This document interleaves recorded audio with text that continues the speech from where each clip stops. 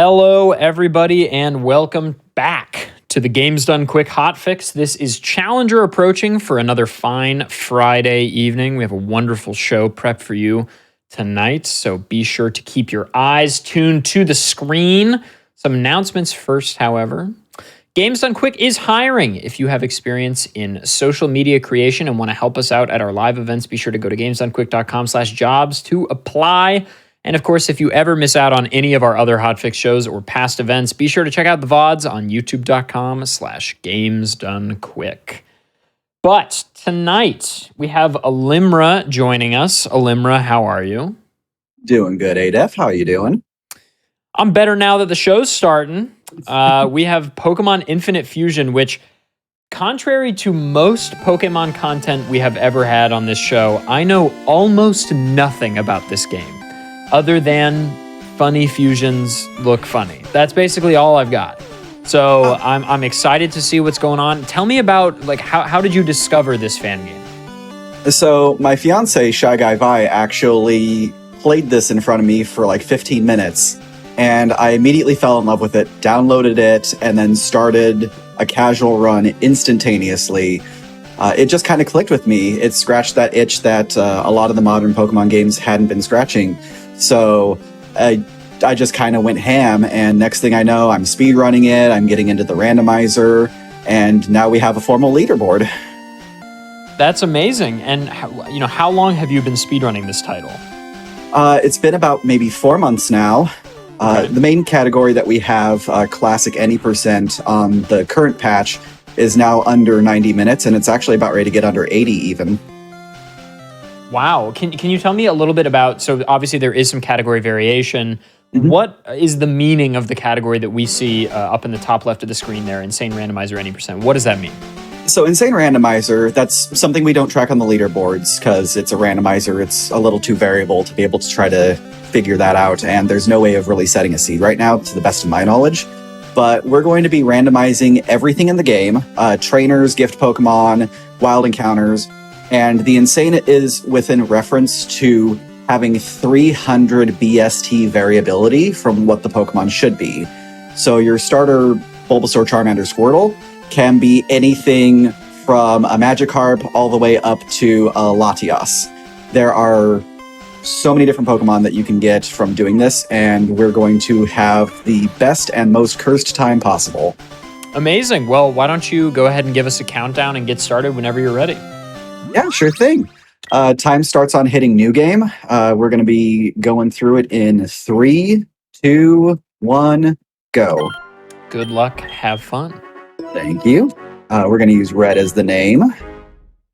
We are going to be randomizing per area rather than doing global. And what that means is every time that we go into a new area, that is going to give us Pokemon that are randomized to that area. So instead of every Rattata being the same Pokemon, each Rattata per each area is going to be different. We're also going to be skipping the intro because no one's got time for that. All right. So this, I think it's important to know for everybody too that this is not based on a previous book. This is a completely original fan game. That is correct. It is hello, Articuno. It is built in RPG Maker XP with Pokemon Essentials, and this has been created by an individual by the name of Frogman. There is a very thriving community right now in the Pokémon Infinite Fusion Discord, and they are a fantastic community. There's a lot of people who are even making custom sprites for the fusions. That way we don't get to see all of the same things over and over again with the computer-generated versions. And one of the settings was using only custom sprites for gym trainers and overworld trainers. I did turn that on so that way we can give as much shout-outs to the community as possible today. First thing we got to do is go grab Oak's parcel and return it to him. Then we will get our Pokedex and our 5 free Pokeballs. This game is based off of Gen 1. However, it does have a large amount of poetic license put to it. considering we are adding in a massive mechanic of fusing Pokemon together. And that does change a lot of what Team Rocket has to offer for us. So you mentioned some fan-made content as far as like the way the Pokemon are fused together. So when the game originally came out, was the original creator fusing them themselves, or was it all like auto-generated? So a lot of people are probably familiar with the website that kind of mashes together Pokemon, and the head is kind of disjointed from their body and the arms are kind of bent backwards the wrong way. That was the original foundation for the project. Can you get in the ball, please? Charmeleon and Solosis? Nope. Oh, that's a fun start. Yeah, nice. Yeah. That's fine. We have more than enough opportunity to go get ourselves something to cram together with our Articuno. Before we do that, actually, let's get our free Pokemon. Ooh, it's a Klefki. No, we're actually not going to name it. So when the project first started, they used that program to essentially start making the main mount of the Pokemon. After a while, the community started getting involved and they wanted to provide custom sprites because the community was really excited at the prospect of having really fantastic looking sprite work for Pokemon combinations that they felt really deserved it. So they started with the most popular ones and it's just kind of slowly branched out from there. And now we're looking at roughly 46,000 individual sprites that have been community generated.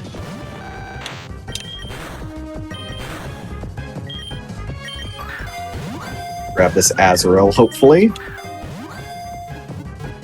There we go. That unfortunately doesn't give us everything that we're looking for right now. So what are you looking for right now? Just about ready to get into that. I have a wish list of 75 Pokemon, and unfortunately the only legendary that is not on that list is Articuno. Wow. Yeah. So we're actually probably going to take an intentional death here. Yep. We're going to get rid of as much as we can. So, fun fact, the Klefki that we picked up is actually coded as a Pyukumuku, because that's what it is in the base game. It keeps its moveset, and it will continue to have that moveset until we fuse and unfuse it.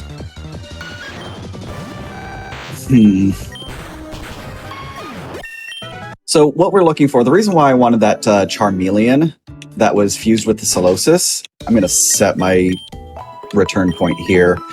Charmeleon Solosis gives us a couple of things that we want. First is Charizard access, because Charizard is a beast. And second is the Solosis gives us access to a Pokemon that can learn Teleport and Flash. Ooh, that's a... No, we're not going to need... we're not going to go with Porygon. I actually think what we're going to do is...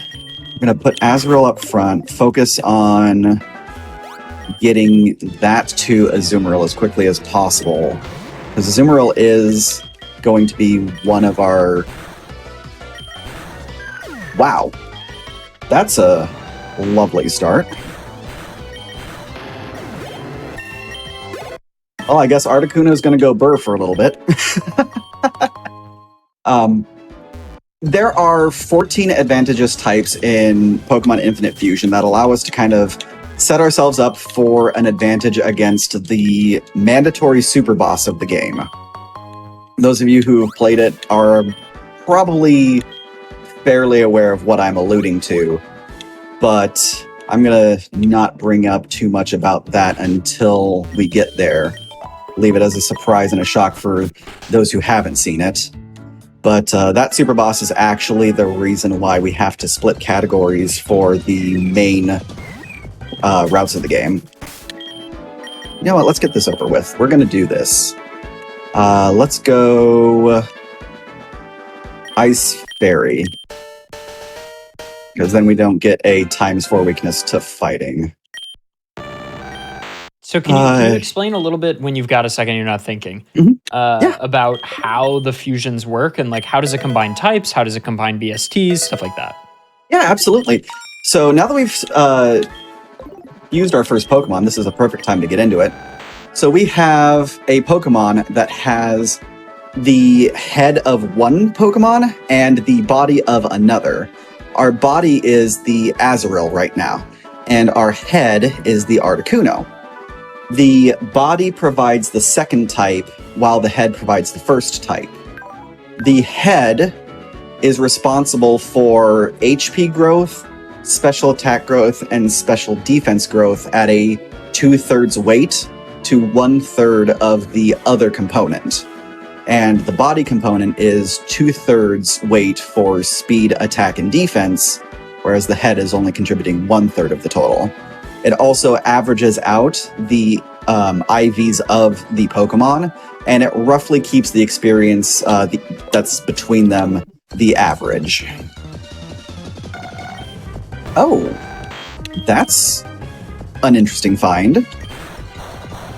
So, of course I crit. There's a handful of things that we're looking for right now. I kind of want this Krabby because it can learn a couple of HMs for us. There we go. So when we're looking at the options of Pokemon for what we're doing with regards to the fusions, we want something that's going to give us an advantageous type. Everyone knows that in the base game, Dark Ghost is incredibly powerful. We want something that will minimize our risk for getting super effective moves used against us. And with this game does include Fairy type. So what we're looking for is something that gives us the least amount of... We're gonna just let Klefki... Oh! It failed and hit itself. Cool. We're looking for something that's going to allow us to not have to worry about as many individual type disadvantages as possible. And because of the fusions, we have a large amount of options.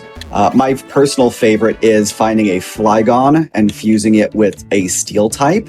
So that ways we have Levitate to mitigate the ground weakness of the Steel type. And that leaves us with Fighting and Dragon as things that we have to worry about. I really like the idea of this Kangaskhan. Apparently I like the idea of killing that Kangaskhan more than actually catching it. So after we beat Rival just now, we gained access to this special area. This is called Secret Garden, and it gives us a lot of healing items. We get Super Potions, Max Potions, Revives, and we also get Max Revives. So these are our safety nets for once we start coming across the majority of the trainers that we're going to be dealing with. And if we get into some incredibly sticky, cursed situations, it will let us kind of have a get-out-of-jail-free card.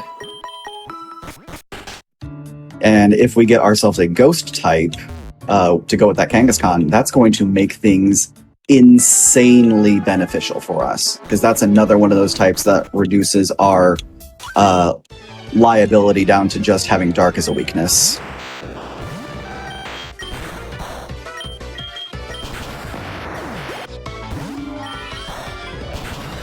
We're gonna just beat up a couple of bug catchers here, which are having Pokemon that are nowhere near being the bug type. That Togekiss Murkrow looked really awesome, though. So because there's so many combinations, obviously, you're seeing new sprites every time. Oh, yes.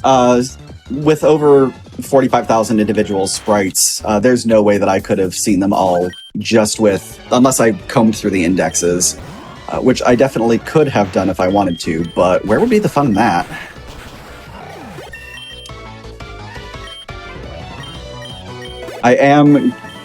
I am concerned for a few fusions, though, not just from what they look like, but also their stats are incredibly strong.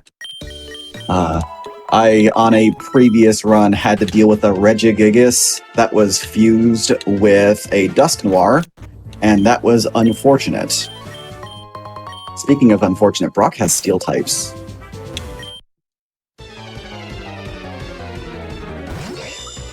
Oh, that's absolutely fantastic. Something I definitely did not want to see this early into the game is anything fused with a Hydreigon.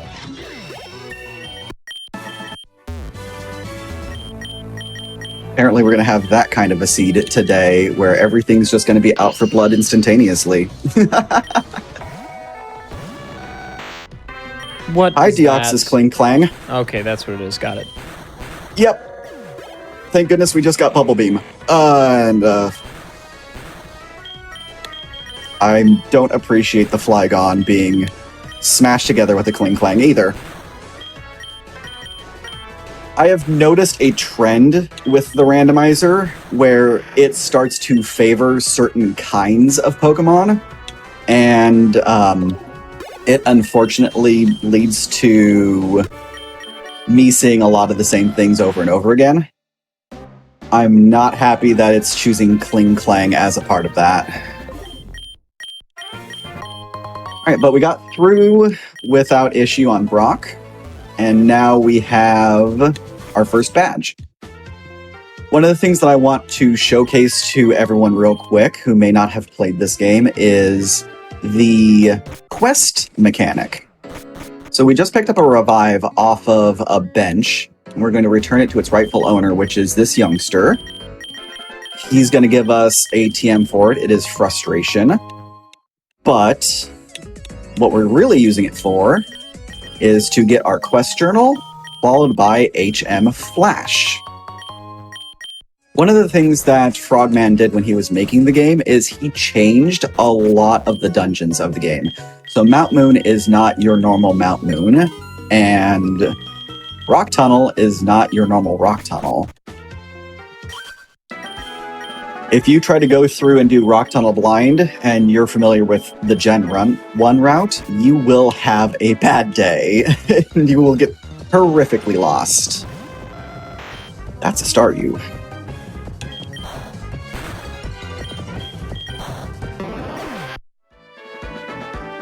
So up until we get out of Mount Moon, I'm going to be checking most of what it is that we have access to, and I will probably be throwing some YOLO balls on occasion.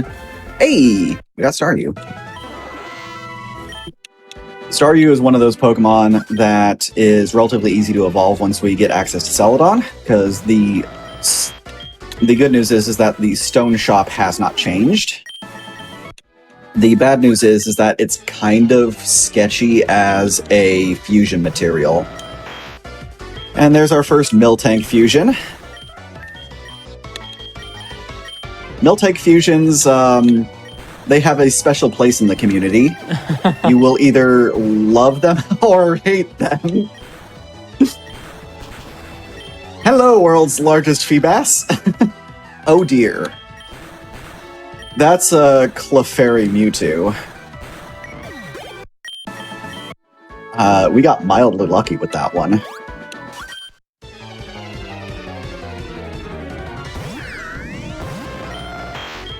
Rotom Unknown, huh? With Uproar.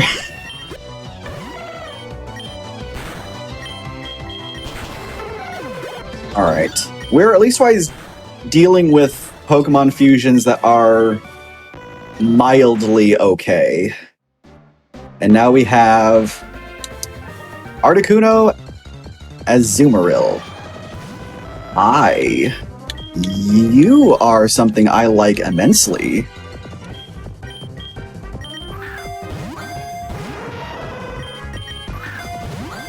I hope chat is enjoying the, just the rapid fire insanity that are these fusions. Come on.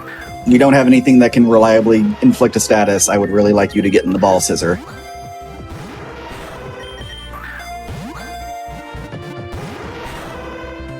We might have to abandon ship. These catch rates seem horrible. So the catch rates are the same as what they would normally be in the regular games that they are from. The game is based off of Black 2, White 2 for a lot of its statistics. So even though it's got a Gen 5 base, Frogman has programmed in fairy typing and a bunch of fairy moves to go with them. If you come across a fused Pokemon, that sets you up for greater catch rates because it uses the lower of the Pokemon's catch rate based off of what it is. 17 minutes into Mount Moon. Is that fast or slow? It's not ideal, but it's not horrific either. I really want that fracture.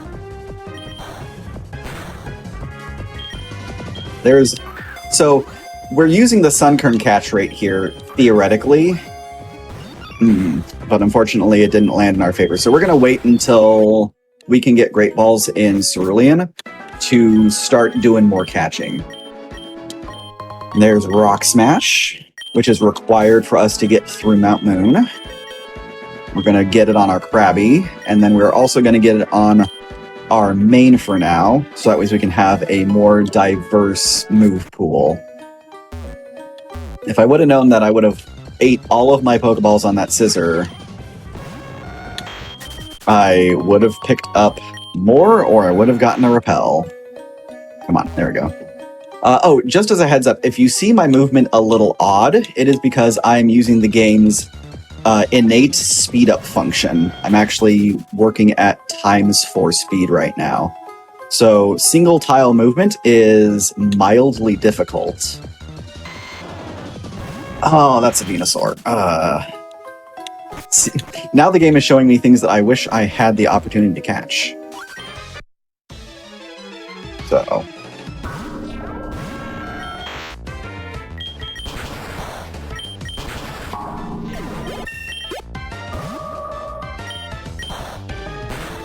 as a heads up, the common Pokemon that you'll be seeing in this game are everything from Gen 1, everything from Gen 2, and select...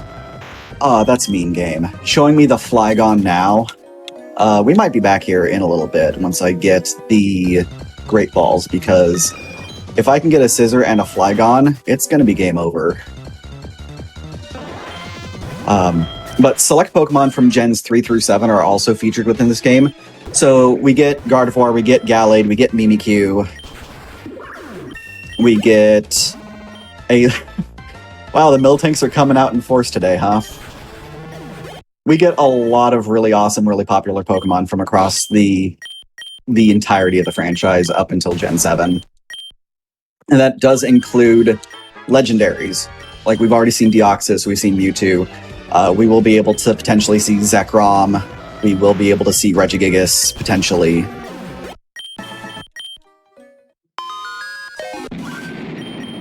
And pay no attention to the man behind the curtain over here. This is definitely not super important plot stuff that we will have to worry about later on in the run. Speaking of Mimikyu, here's your Charmeleon Mimikyu. So the plot is different than Gen 1 plot. Correct. So instead of trying to... Oh dear. That's a thing. Wow. Yeah. Is that Magmortar and Electivire? That is entirely Magmortar and an Electivire. That's... There is no way on heaven or earth that I was going to be able to catch that, even if I did have Pokeballs. It's... Come on, there we go. So, instead of Team Rocket trying to get Master Balls to grab Mewtwo and win everything forever, they are trying to achieve something that is heretofore been theorized as impossible.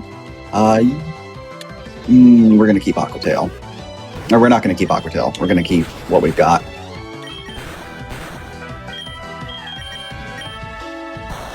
I am not thrilled at this Hitmonlee Licky Licky, but at least so just like in any other game, the opponent will have their Pokemon evolve as they go. We're going to have a hard time at the outset with the rival fights because Hitmonlee Licky Licky is already fully evolved and already kind of a house. The good news is, though, is that if we can get past it in the early game, we'll be able to get past it in the late game without hardly any problem. But we're in the Nugget Bridge Gauntlet now. Oh, so this is a sound glitch. Occasionally, if you move just a touch too fast, you will break the audio of the game. But we'll get it back here in just a little bit. There we go. Everything's right as rain once more.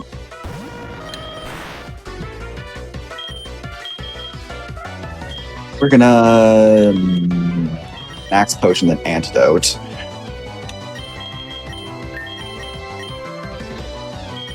Also, good Pokemon to be on the lookout for a fusion perspective. We're looking for anything that is Dragon, Steel, Ghost, Normal, and occasionally Fire related. Those are very advantageous types for us. We will take a Bug type in a pinch, but it is not ideal. And broke the audio again. That we also do Honross. What is that? Right. So I have a soft spot for everything involving Honedge, Doughblade, and Aegislash. Every time that I see them, it makes me very happy. Yes, we will learn Play Rough. That is dragon killing.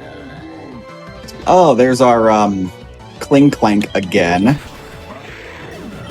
Oh, the compass is a really cute touch, actually. Mm-hmm. So all of these trainers that we're fighting, they are community-generated sprites. Fun fact, with the 5.3 release of this game, all of the vanilla Pokemon are also community-generated sprites now. So the basic Articuno, the basic Azumarill, if we were to unfuse, we would see a community-generated Articuno and a community-generated Azumarill. Man. Ran at the wrong time. Oh dear. That is a very brilliant Lopunny Golurk. Yeah. The absolute talent on display from the spriting community in this game is just absolutely insane. All of them, and they're all doing it just because they love the game and they want to help contribute to make it as amazing as possible. They're getting absolutely nothing out of this, and it is a true by the fans, for the fans effort. Oh dear.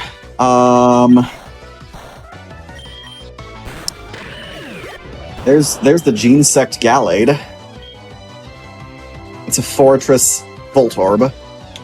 Is that pronounced Gene Sect? Is that actually how it's pronounced?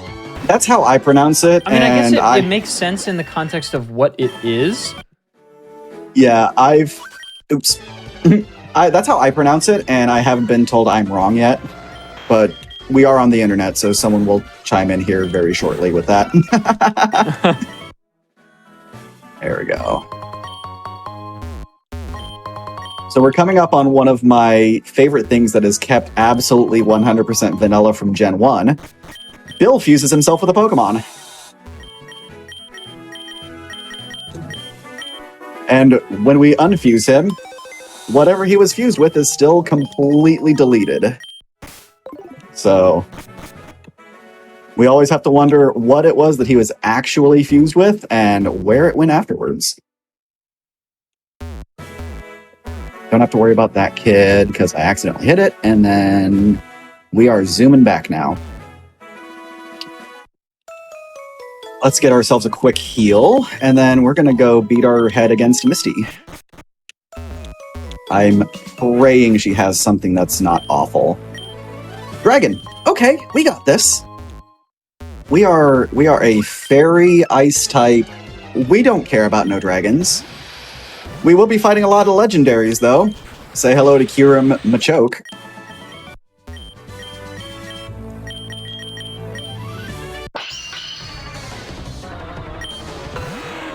And there's your Rayquaza Growlithe. Wow. I love that. Oh dear. That's a problem. I'm glad it didn't get to do anything. Anything involving Garchomp is going to be incredibly awful. If it gets a move off, we could be in huge trouble. Oh, silly me. I forgot to pick up Great Balls. That's an Umbreon. If there's an Umbreon in there, how many ghost types can I get advantageous fusion material for?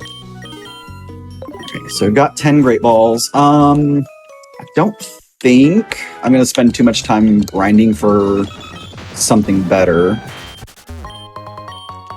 One thing to note is any normal flying type, the game treats as mono flying for the purposes of fusion.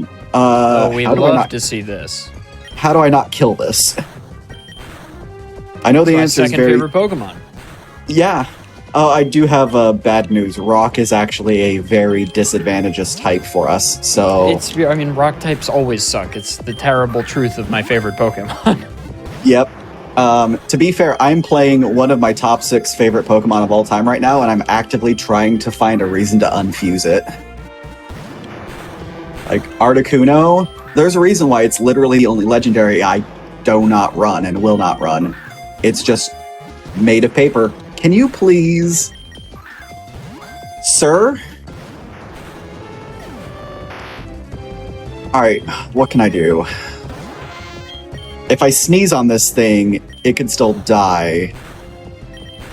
Whoa! Oh, there's that.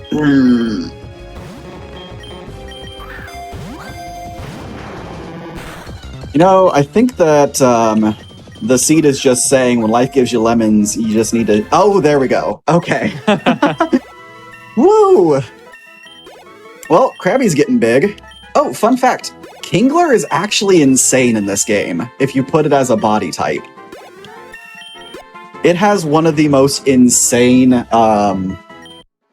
attack and defense values of any water-type Pokemon. I would run a Kingler over a Gyarados, and I know that's a pretty hot take.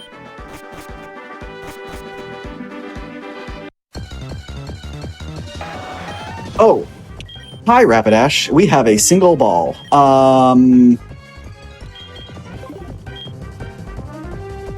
I just realized I also need to bring my main back up because we have to get into a fight. I'm not going to try for it. So the reason why I was looking at Rapidash there for a quick second is Rapidash is one of the absolute prettiest Pokemon in all of Infinite Fusion. Oh, hi there.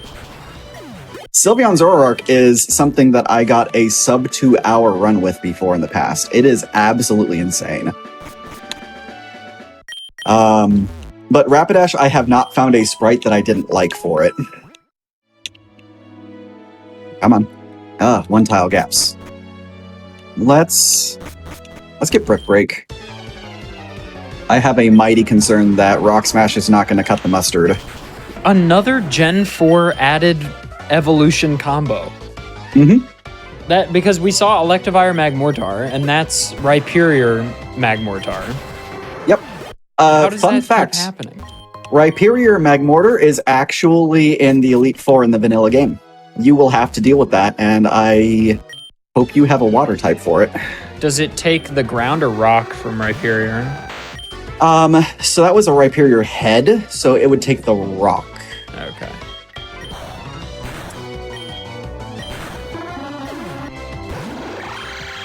What is with all of the cling clangs? You know, this combination is actually starting to turn my opinion about Articuno because we're almost about ready to surge it up, and I'm kind of not hating it. I am going to take a safety heal, though, just because I can and it's there.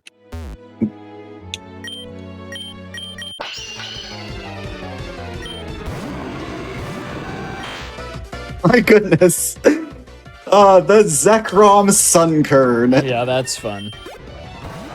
Oh dear. I'm very glad that this took the steel type from the Metagross.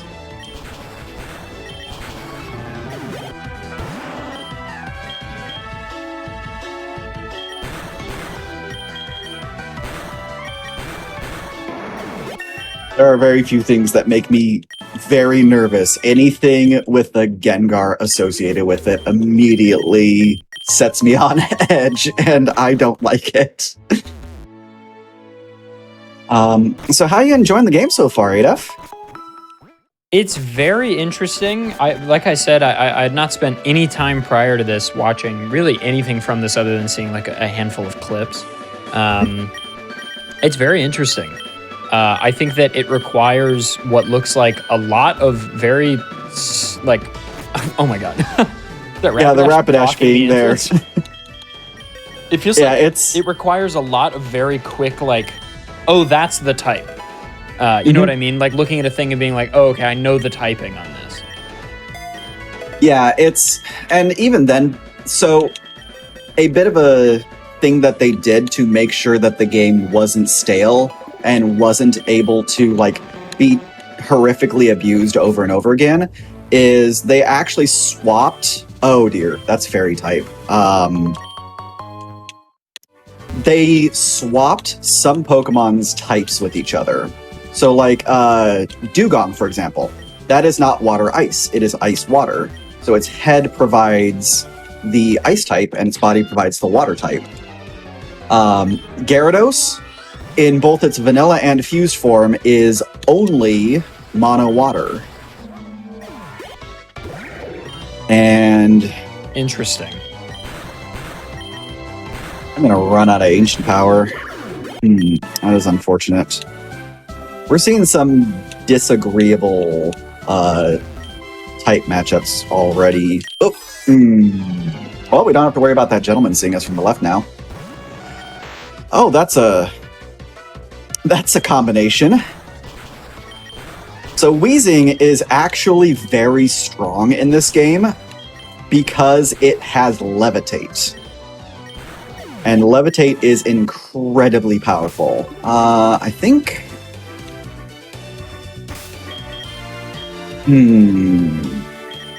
Yeah, we'll heal up here. We won't go back to a Pokemon Center just quite yet. There's a lot of combinations that can only really exist. Hey, first try. There's because of the Levitate ability being associated with it. Like, I wouldn't ever consider running fire for the most part because of how awful the rock ground combination is. That's a Moltres. That's a Moltres Togekiss. Please. All right, Surge has. All right, so all of Surge's super potions are now gone, and Moltres Togekiss did absolutely nothing to us. Woo. Well, they're putting on a good show today with all of the all of the lovely legendaries that are showing up. Oh, this is a really awesome quality of life improvement to the game. Teleport is fly. Oh, that's great. Oh, yeah. That's actually half the reason why I try to go out of my way to grab an Abra first thing in the primary route for this game, because it's the earliest and easiest thing that you can get that can learn Teleport. We are rough on super potions. We're going to get a few of those, and then we're going to get 8 repels. My revives should be fine. Yeah, we're going to have to go through 2 trainers coming up. minimum 2 trainers, so I'm going to take the heal. I need to be safe and not risky.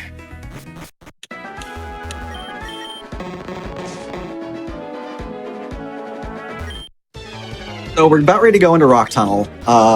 One of the things that they did for the game is they decided to put little Easter eggs all over the place. And one of them is in Rock Tunnel. If you go into Rock Tunnel and you hunt around, oh dear. Nope, don't like that. I don't like that. Oh god, why? Okay, I love this. Yeah, it this caught me is so sick. It caught me so off guard, I tried to brick break it. Jirachi Gengar. Nice to see you, buddy. So, if you wander around through the rock cave, you will come across someone who says it's dangerous to go alone and gives you a certain Pokemon. Is it like Aegislash or something? It is a Honedge. I have Paralyze heals for a reason. I need to remember to use them. But a lot of the really awesome later gen Pokemon are able to be found through the little special events. Like the Klefki that we picked up earlier, for example. They are usually a Pyukumuku that is a gift Pokemon that you can just grab at the very beginning. You are Water type and Fighting type. Hi, Jinx. Bye, Jinx.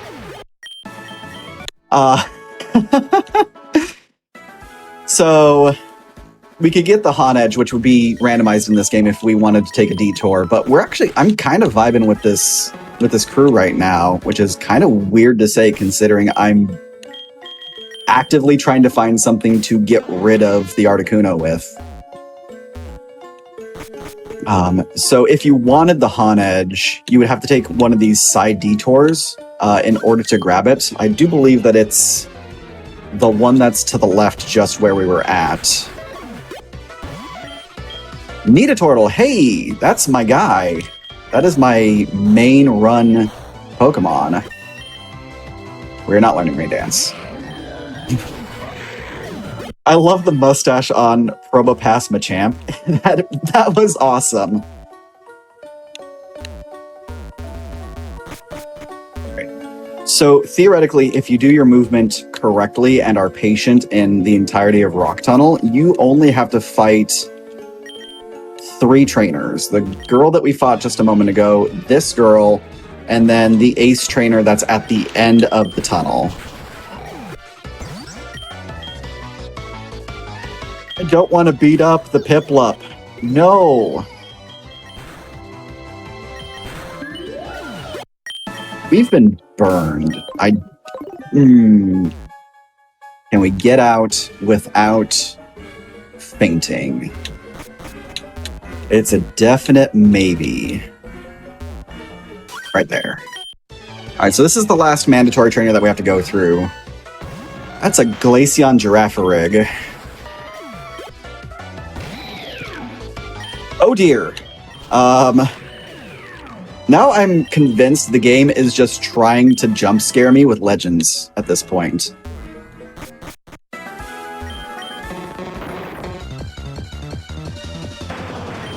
Oh, so Kangaskhan is our Rock Smash Pokemon. Neat. It is also the common Rock Smash Pokemon, apparently. So this is where we're going to start seeing a lot of rapid fire route changes. Like if you were to go casually, normally you would go into Pokemon Tower here, you would fight your rival, and then you would kind of go elsewhere to start your search for the Sylph scope. We are going to do that, but it's going to take us on a bit of a wild ride in order to make that happen.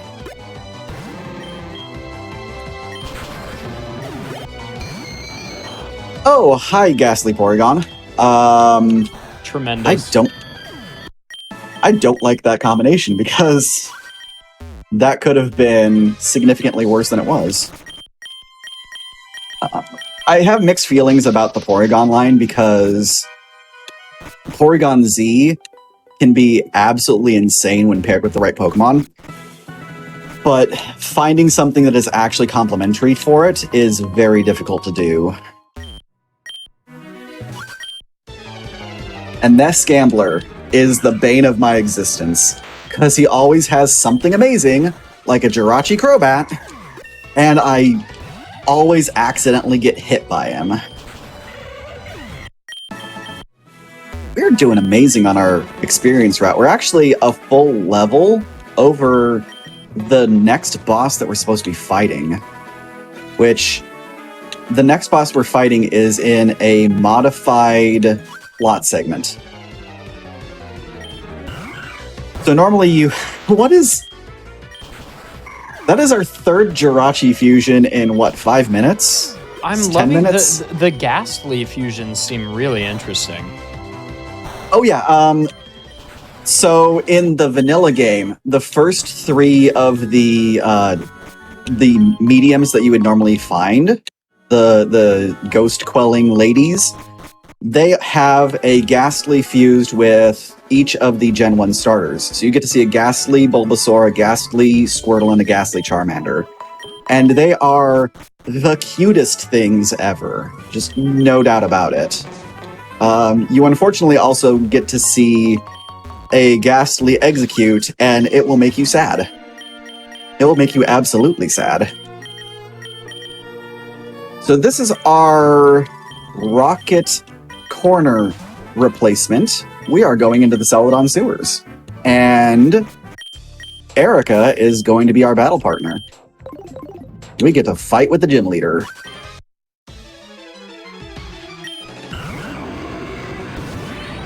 Good. Please, game. A Zekrom Ralts and a Jirachi Duskull. Love all these Jirachi fusions. The Jirachi fusions are up there with some of the best. Like, I hold... My top favorites are... Oh, we don't want to flood yet. My top favorites are the Rapidash, the Jirachi, and the Butterfree. There are very few things that I've seen that are not just chef's kiss. This is one of our speedrun tech right here. We talk to this guy so that ways we don't get into a double battle.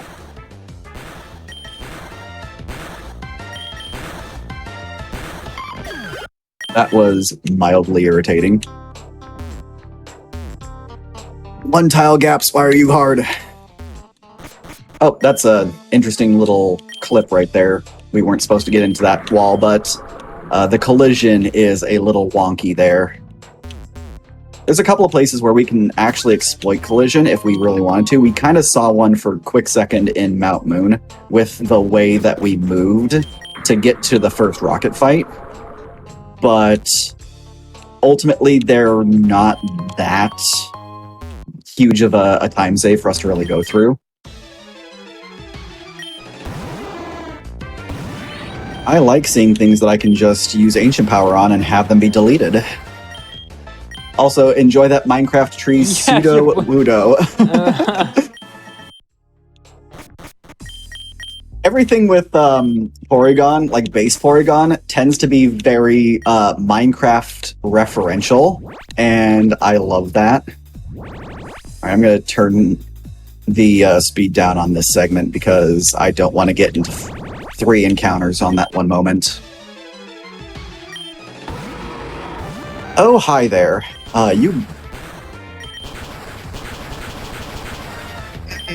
That was unpleasant. Lord. So in the base game, that is an Arbok Persian that knows Stockpile, Swallow, and Spit Up, and it is needlessly difficult. All right, we are going to disrespect Giovanni by not looking at him when he talks to us.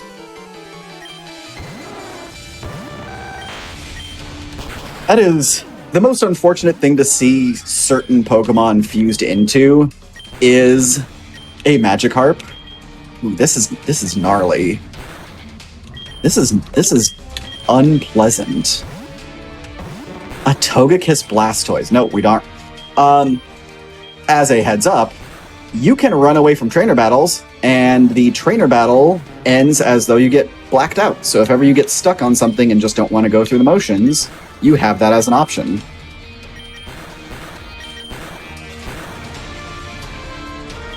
Oh, we just got the upgrade. Oh, I don't want to swap. All right, we're going to full heal to make sure we don't get confused. There we go. And then we get confused again. Neat. This is not the time to be missing play rough. There we go. All right, so Giovanni, under the normal experience route, we would want to fight him when we were 35. We fought him when we were 39, and that made me significantly happier. We are now level 40, and that puts us above the experience route for the fight in Pokemon Tower. I got the Self Scope. I once accidentally killed an Amazing Pace run by forgetting to grab the Self Scope, and I never let myself forget that. It's the classic. Forgetting the Self Scope and forgetting the... Oh, these women do not look well. Yeah. in the game, they are actually possessed. So we are going to unpossess them. Oh, this is like the tankiest thing. So we will unpossess a fair number of them, but we won't unpossess all of them because we don't have to. On the list of things that are hideously cursed, by the way, anything with unknown is pretty up there. That Pyukumuku having innards out also. Oh, there's something we should probably discuss, Adef.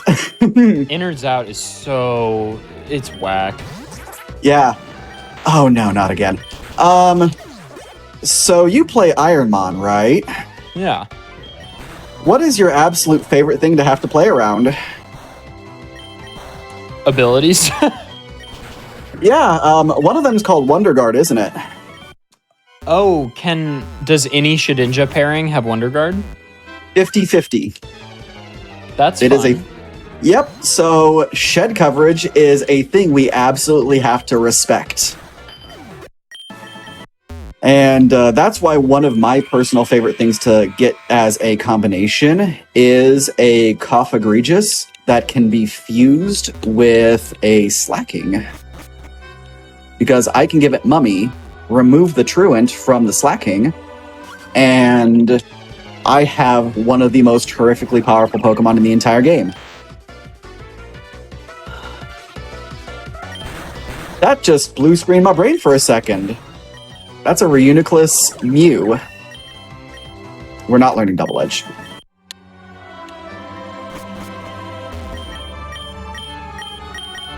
Yeah, getting a Cough Egregious. Did I get the... I did not get the Escape Rope.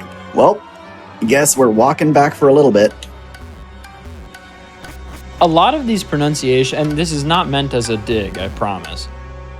Oh, even if it was meant as a dig, it would totally be deserved. Like, no, I did not.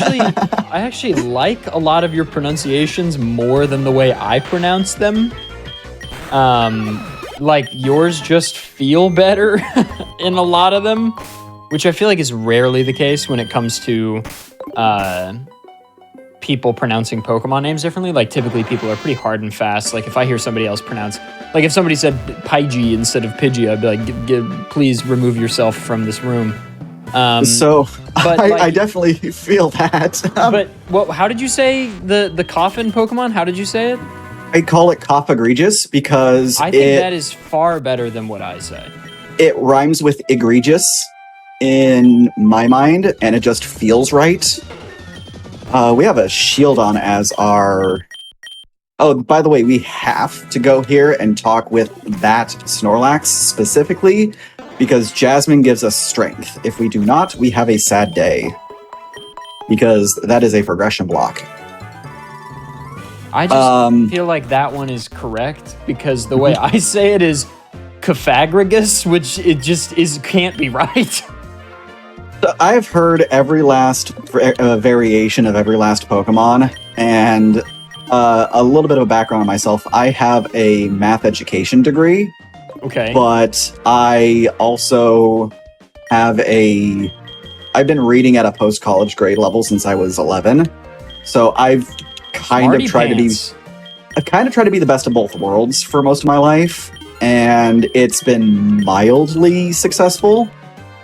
Just don't ask me to code anything; it will not work well in my brain. So I've tried to pick up, like, what if this was a real world way of saying things? You're right. How would I look for it? I mean, certainly, like, linguistics, it makes sense to approach it from a linguistics place. I think my issue is that some of them just feel up to interpretation. Like, Rayquaza feels like a good example in my mind of, like, it truly, to me, feels like it could be either one. That is definitely a tomato-tomato situation. This is the only section that I will 100% go through at normal speed without exception, because I don't want to hit any of these bikers. And now we're good. It is... Trying to do that on ×4 speed is literally hideous. But yeah, Rayquaza is tomato-tomato to me. I will forever pronounce Pidgeot as Pidgeot, and I will die on that hill. Yeah, I say Pidgeot as well. Mm-hmm. That is just the only way that it can work in my brain.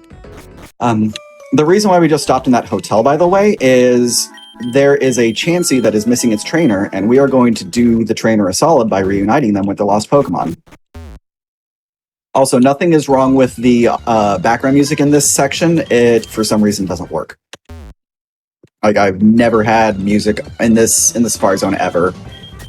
We're also not repelling in the Safari Zone because the number of times that I have oopsed myself into finding something amazing and then just YOLO-balling it until I catch it is staggering. Like, I've gotten Moltres before, I've gotten Zapdos before, I've grabbed Palkias. If I get the opportunity to, I will grab something and just shove it away for later. There we go. I already have the Kangaskhan combo, so I don't need that. I wouldn't mind a Gengar go with that, though. Alright, so we got Chansey's trainer back in the hotel now. And the reason why we do that is because we get the lucky egg. And boy, howdy, do we need it. The lucky egg is a hard and fast requirement for every speedrun route.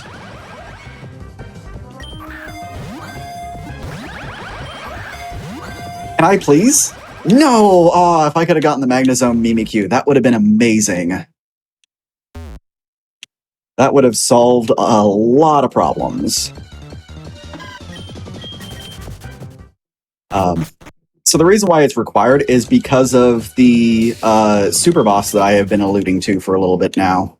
It is unpleasant. And that is being very, very respectful.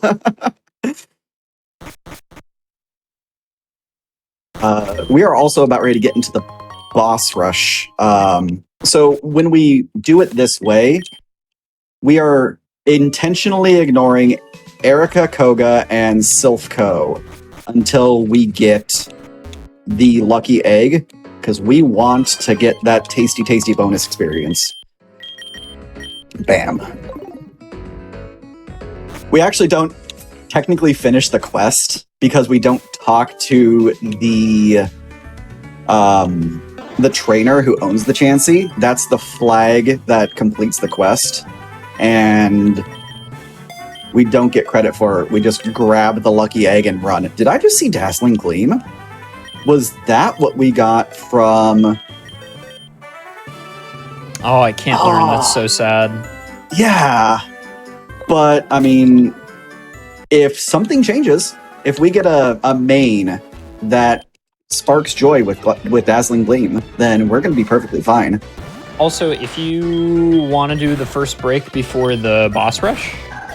Yeah, absolutely. Let's actually, because I'm going to walk into here, and if you are good with this, with the break, we can pause it right now because this guy is rude, and we may take a couple of deaths to him.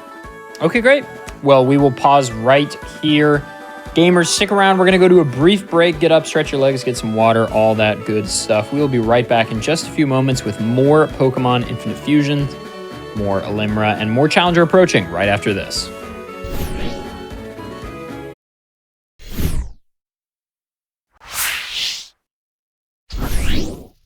Hello, everybody, and welcome back to the Games Done Quick Hotfix. This is Challenger approaching. My name is Adef.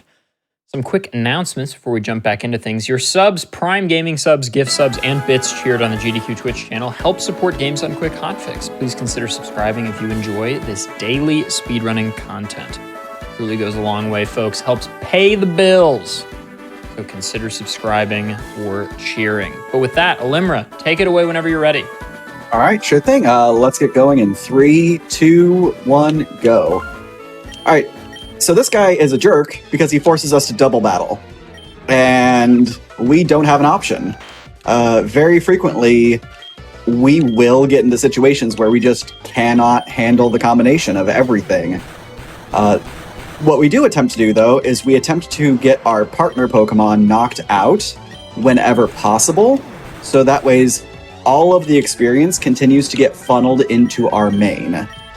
And what a main it is. This is, yes, we are learning Freeze Dry. That is, I have choices to make. I'm going to get rid of the fighting type move, and I know I'm going to regret it later, but I'm not going to regret it right now.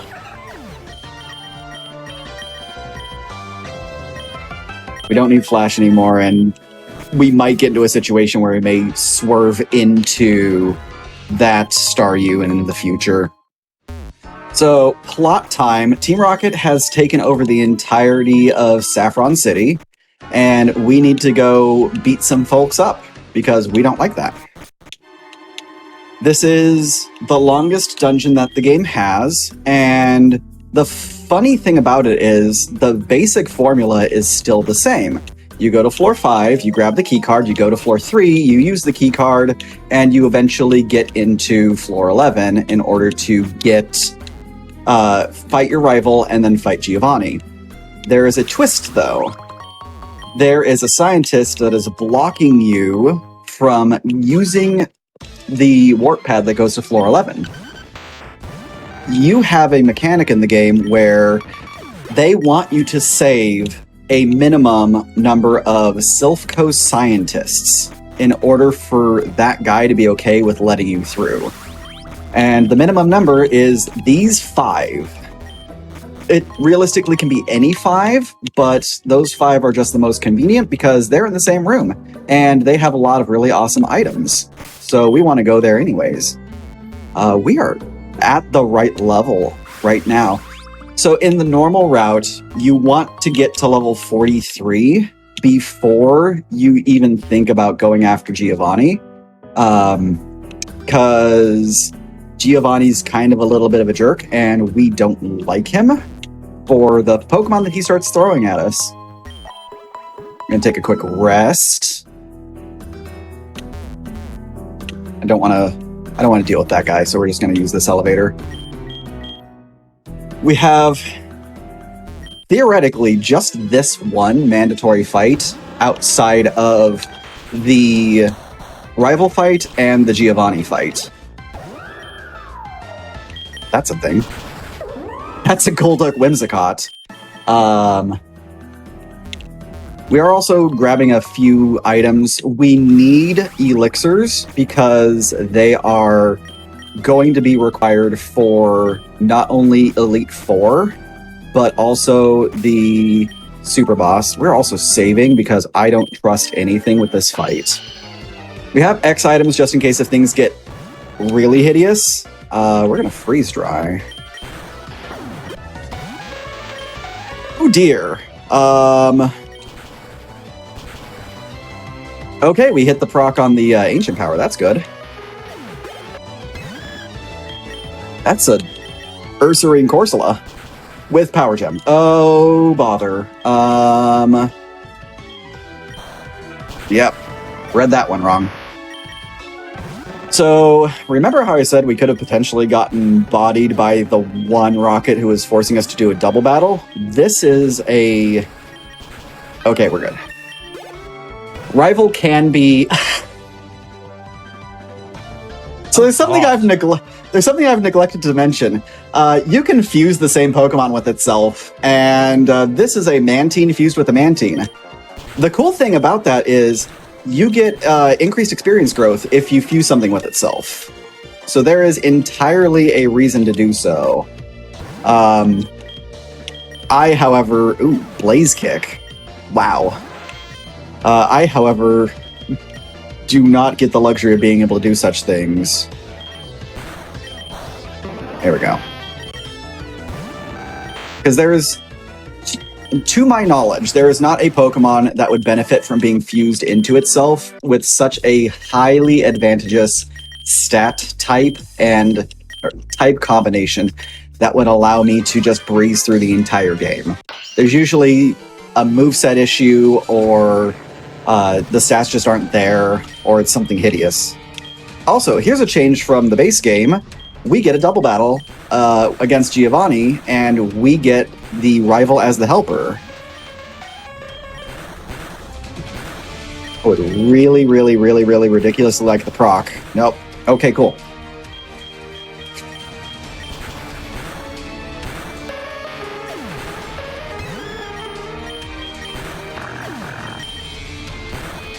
So one of the things that's a Chandelure Executor. That's awesome. And that's the first time I'm seeing that one. That was brilliant. I am trying not to just surf my ally into oblivion, but I'm not being given many options here. Flame Body.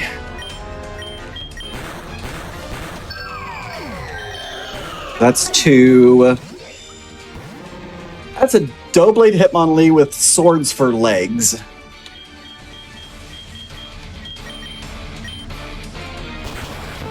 I don't like that. I really don't like that.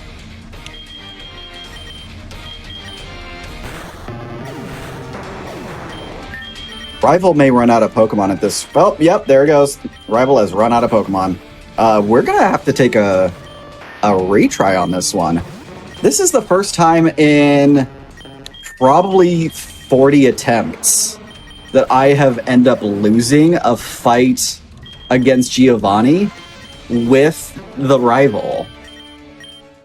Oh, I just realized something horrifying though. If you lose the Giovanni fight, you have to refight rival.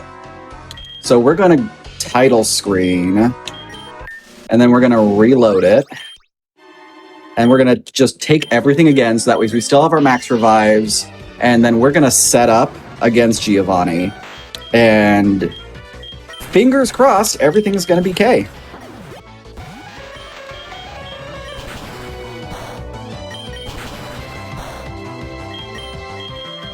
I have a concern now. This is actually proof of why I did not necessarily want to run Articuno specifically, because there are just too many things that can go wrong with the Ice type and the Flying type. So are you pretty committed at this point? Not at all. Actually, as soon as we get past Giovanni, I can do literally whatever I want for the remainder of the run. Because there is an item that we will be able to pick up called a Super Splicer. And what a Super Splicer is it is a special type of DNA splicer that uses the highest level of a fusion component. So our Articuno Azumarill here, if we were to unfuse it, it would be roughly around level 49, 50, somewhere around there. We can take those level 49, 50 components and then smash a level 1 Pokemon against them. Bam, level 50. we can absolutely 100% main switch and not have any problems. Defense. Nice. Yep. It's honestly one of the biggest reasons why I felt comfortable running this in the first place, is if things got really scuffed, I could just be like, on second thought, we're going to do something completely different now. And then we're on easy street to 3, 4, 5, 6. And then there was 1. We're going to use a max potion. And we're going to start surfing.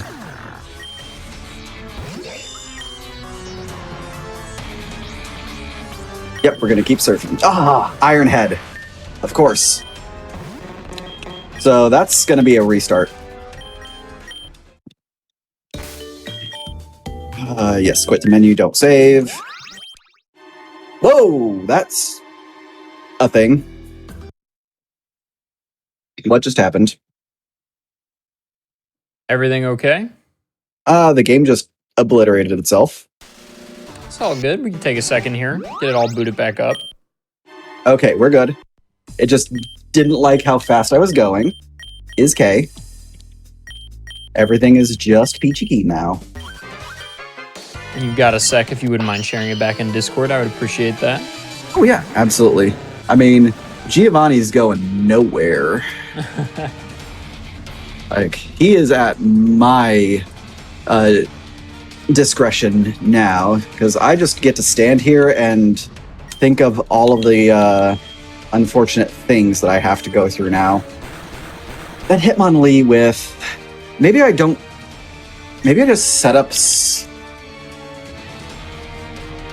I know what I need to do. We're going to take all the defenses, we're going to take some speeds, and then we're going to take some special attacks. Actually, we're going to take the special attacks now. We're only going to boost to 4 times. And I'm going to use 2 speeds after healing, because for once they're actually targeting me. That's incredibly unusual. Usually they focus down the partner.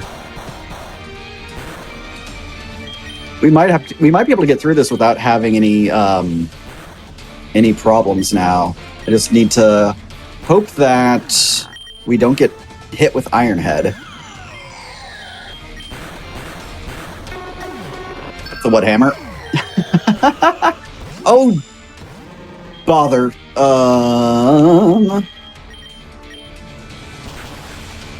Okay, we're good. So one of the things that we can do once we get to this point is we can let the partner, since he's got his ace out there, he can do most of the heavy lifting for us as long as we keep healing. Unless that happens. Let's surf. There we go. He has slack off. Of course he has slack off. And we're through. Hard part over. Nice. Kind of. Sort of. Not really. We still have the super boss to deal with, but we are actually in boss rush mode. Talking to the president of Silphco gives us 2 things. He gives us our choice of one of the Gen 3 starters, which actually isn't the Gen 3 starter. It just gives us the name of the Gen 3 starter and then gives us whatever. Mad Cargo is not awful, but I doubt we're going to be using it. We are going to do we're going to buy some super splices. We're going to get 5. We're going to get 4 more regular splicers, and we're going to get 4 DNA reversers. So what DNA reversing does is it allows you to switch your Pokemon's head and body. No, let's see what Sabrina is before I decide if I'm going to do anything particularly. Fire? Oh dear.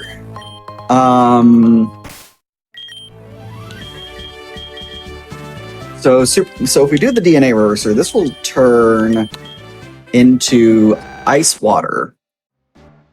Because Articuno only ever contributes its ice nature. I'm sorry, how many levels did we just lose? No. So there's a quirk where if you reverse, you can your experience values go a little cattywampus.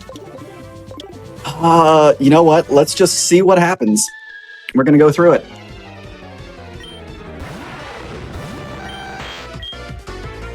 I'm concerned with this one because Alakazam contributes its speed, and so does the Luxio.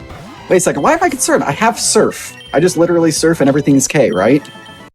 That's totally how Pokemon works. Fun fact, this is a double battle that you can't use the same trick that we did in the Rocket Sewers for. That is the most elegant Seeking Rapidash ever. Love that. Mm-hmm. It's unfortunately a type matchup that I don't like. So by defeating that girl, we do not get an automatic pass through. We have to defeat the guy as well. For some reason, they are coded independently of each other. Huh. All right. I don't like the Gene Sect Volcarona. It scares me. What do we have on healing? We have 4 fresh waters, 11 super potions, and a full restore. We're gonna use the Carbos. We're gonna use the PP up on Play Rough. Might as well use the proteins as well, just for that little extra oomph. And we're gonna save because I don't want to have to get into trouble. So Sabrina is supposed to be fought as the 6th gym leader. Because of the lucky egg, we say we play by our own rules, and we fight her now. Coughing Larvesta. Huh. I don't know how I feel. Oh my goodness. Wow. I know how I feel about that, and I don't like it. And we got the proc on Ancient Power. Let's go. Oh dear. That's a problem. That is a huge problem. Love that. Oh, we got lucky. Arcanine Zoroark is a house. I have ran with one before, and I was almost going to go through the entire game with it until I got a Haxorus with it, and promptly did a left turn. But that is like one of the few, very few exceptions. The stats on both of those, especially with Zoroark body, like Zoroark body with Arcanine head is very strong. So Koga's Ice. We have Ancient Power, but I don't want to... Also, Smoochum Mew is just as cute as regular Mew, in my opinion. We have a Glaceon Turtwig. Oh dear.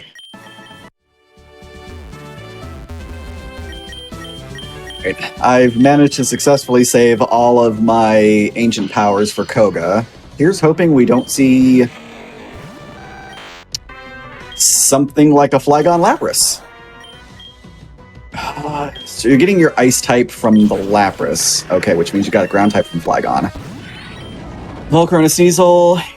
That should be surfable. That should also be ancient powerable. What am I doing? Hello, Mudster. I really like that. I really like that combination of colors, the orange azure on that one. Also, everyone who has a hat on, please tip your hat to Smoocrow. Goodbye, Smoocrow. Oh, there's something that I've horrifically glossed over up to this point in time. The gym leaders, they say they're giving us their vanilla... we're going to heal, actually. They say that they're going to give us their vanilla TMs. That is a lie. We get a TM based off of the type that the gym leader was. The game is not coded to tell you what that is, so you have to check it every single time. Oh. Also, up to this point, I've been talking to the hint man that's in front of every gym to get a free freshwater and learn the type of the gym leader. For this gym, we have to look at the billboard that's at the front of the gym. And Ghost isn't awful. I'm concerned about a particular legendary Pokemon that could cause large issues. That also happens to be Ghost type. We don't have something that's... Oops, only 3. We don't have something that's terribly advantageous against specifically just Ghost at the moment.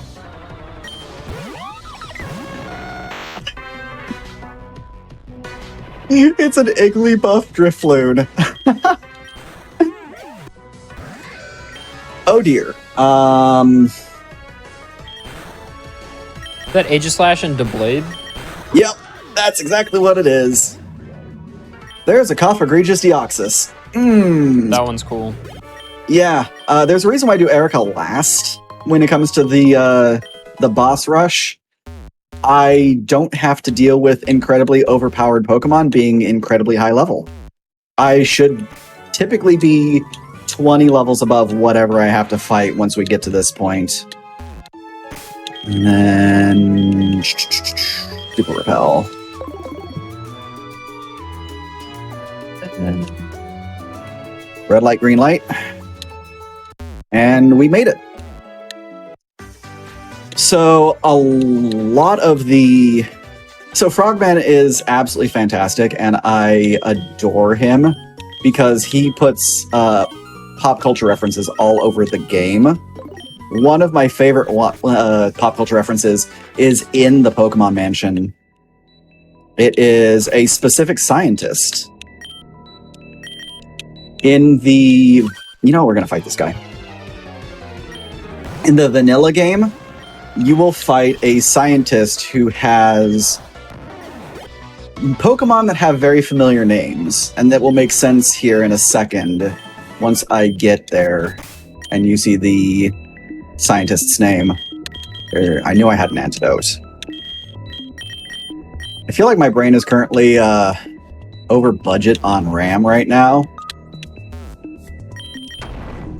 We are seeing a lot of very interesting Pokemon. This is the scientist. His name is Scientist Frisk. Usually he has 2 Pokemon that are Gaster and Kara. And the reason why that sparks so much joy for me is Undertale was actually my very first speed game. But now we got a Gas King and a Togedos. So those were very good experience pinyatas. When and how did you get into speedrunning? Fun fact, that is actually entirely due to Undertale. I didn't just pick it on a whim. Me and my fiance, Shy Guy Vi, we occasionally will do races against each other. And on a whim, I was just like, hey, why don't we race Undertale True Pacifist ending on stream and see who gets there? And he was like, sure, why not? I ended at 4 hours. He ended shortly after me.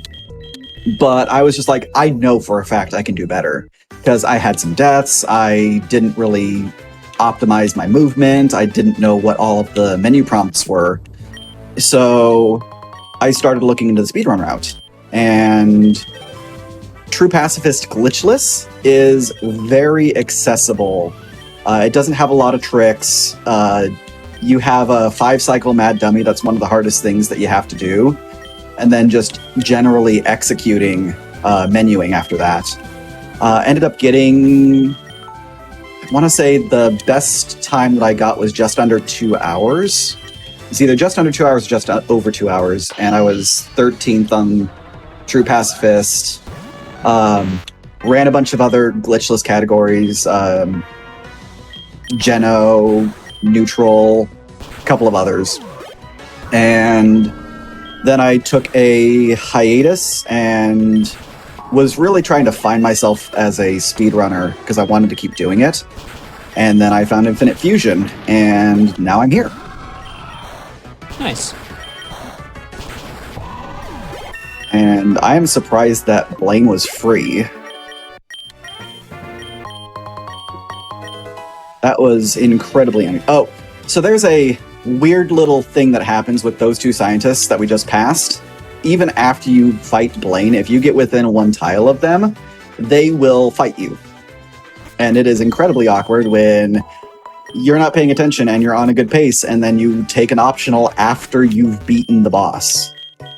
It is quite unusual. I'm not entirely sure how or why. If we were to talk to either of those guys, we would be in a cutscene for like a minute, so let's not. Max Repel. I love this song, but we only hear that much of it. And then it gets overridden by Surfing for a second time, and it makes me sad.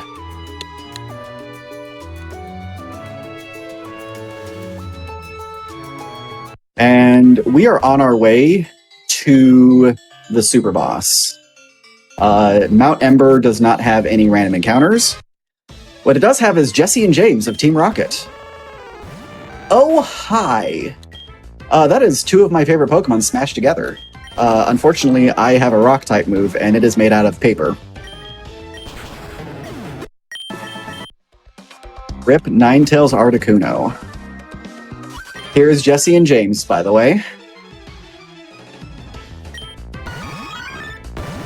Oh, that's a combination. Victor Egregious. That is also a mouthful. Doesn't even fit on screen. Right? Yeah, that is... I knew that there was a character limit because we have attempted to name things incredibly long names in my chat when I play this with community input. That is a new one for me, though. So...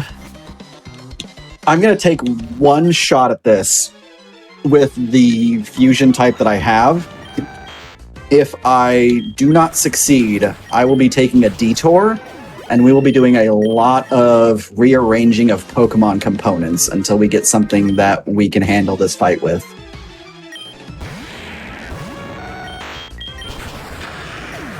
I always feel bad beating up Deino for some reason. It's always looks so happy to see you, and then you just one-shot it because it is a very tiny Pokemon that is usually surrounded by a bunch of very high-level Pokemon. Oh, if we wanted to fight Zapdos and Articuno in the future, or what would they would normally be, these two items are necessary for that. We will find out why Moltres doesn't have his item here right now. And I have broken the audio again for the background music. So I guess we should probably address the plot now, shouldn't we? The entire reason Team Rocket has been up to their shenanigans is they have been attempting to perfect triple fusions. And they have theorized that they have succeeded to that means up to this point. Double? Really? Okay. I don't appreciate this, Nine-Me. I don't appreciate this at all. Oh yeah, super cool. Ninetales is another Pokemon that very rarely disappoints. Okay, we've got the music back. That's a lot of healing that I'm using. What are my revives at? 11? Oh, we're fine. We're okay. Alright, so Team Rocket's been attempting to create triple fusions, and this is their proof of concept. We're about to fight the super boss, the mandatory super boss.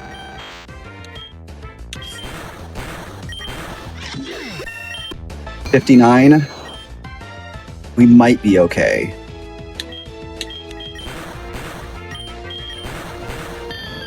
we might be okay. That's getting a rock thrown at it. Alright, so in the normal route, with a Pokemon that is very finely tuned and has everything exactly as you need it, you can do this fight at level 58. And it is still a nail biter.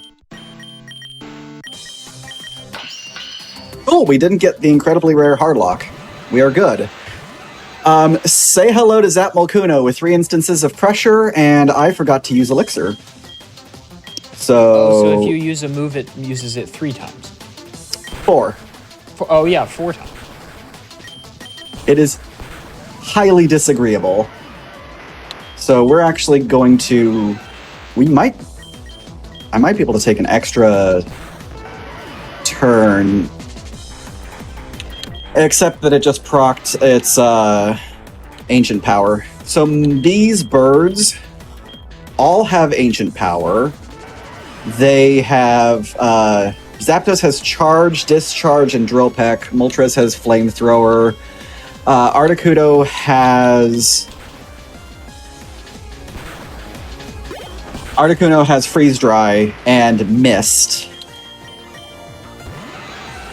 This is going to be a redo because Zapdos has procced Ancient Power twice. Actually, it might be close. We need Articuno. Nope. Yep, we are dead in the water now. So we're gonna reload. Alright, now I'm gonna do the smart thing. Elixir up. Resave, so that way if we end up biffing it again, that I don't forget a second time. I know I said I was going to give a single shot and then reshuffle my everything, but I failed that due to my own shenaniganry.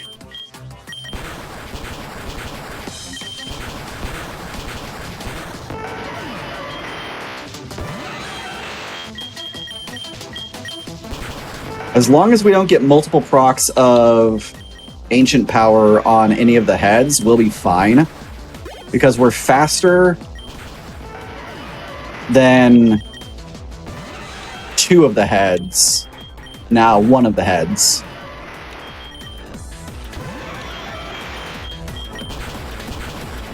But because Articuno does not allow us to set up, this is the method we have to go through for the most part. Good news is, we are down to just the Zapdos head.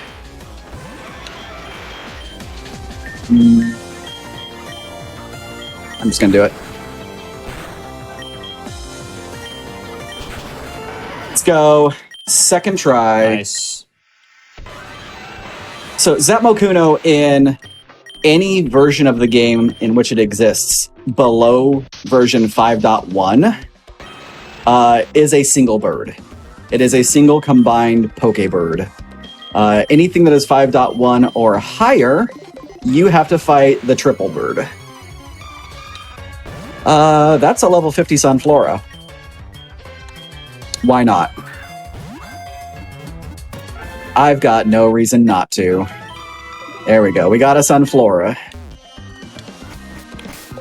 We're also not in any risk of it ever seeing play because grass is unfortunately not a strong type in the game.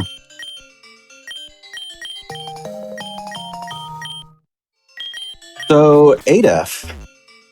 Yes. We are at hour 30 right now, correct? That's correct. All right.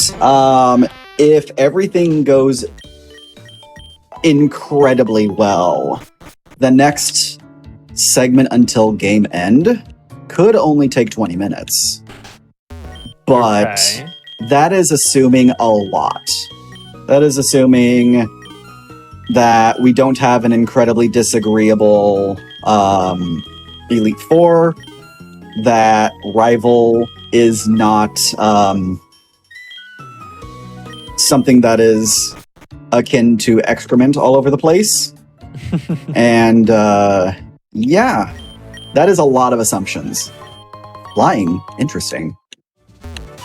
Didn't we just get done doing flying? Wasn't that what Blaine was? Well, good news for our Ancient Power and our Freeze Dry. I'm concerned, though, because if we don't get a large amount of experience, if we get weak Pokemon, we could end up having an underlevel run for Elite Four. Okay, that's, there's a lot going on with, Corsola Dodrio.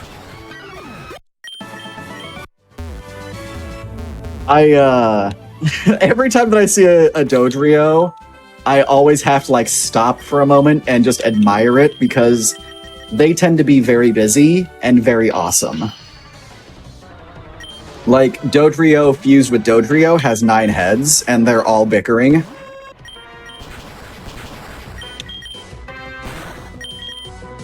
This is cursed. Oh no. Oh dear. That might be a problem. It's fine. We have revives. Is K. Yeah, Snorlax and Togekiss is that's a lot of BST. And it has Heavy Slam.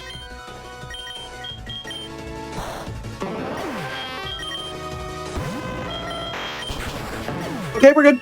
It's fine. I did not. Oh dear. Oh, we're fine. That's water flying. We have Freeze Dry. Freeze Dry allows us to deal super effective hits to water types with an ice move. Quilava Yanmega could have been a bit tanky, but we're fine. Everything is K. No need to panic.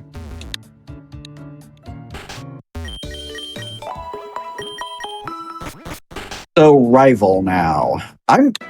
I'm still kind of shocked that we're making it. I forgot I didn't fight this kid. I completely forgot we didn't fight this kid, and now I have to dunk on him, and I feel bad. I always try to run around him. I would not have appreciated fighting that Reshiram Diglett, though, at level 5.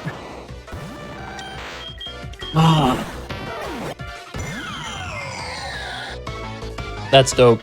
That's dope. I love it. That is amazing.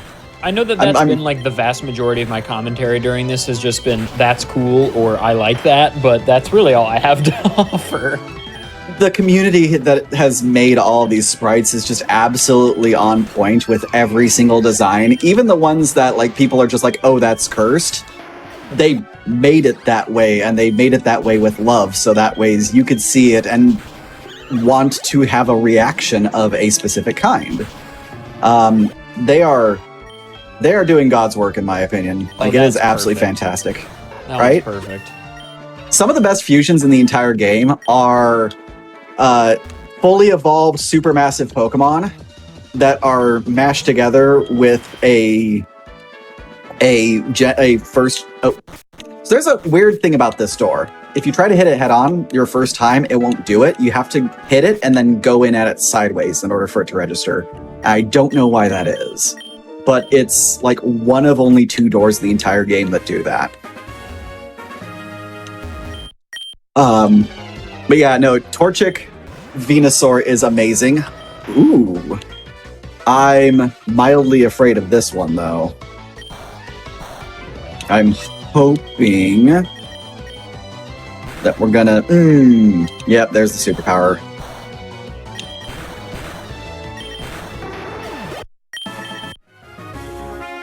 I'm hoping that we get through with...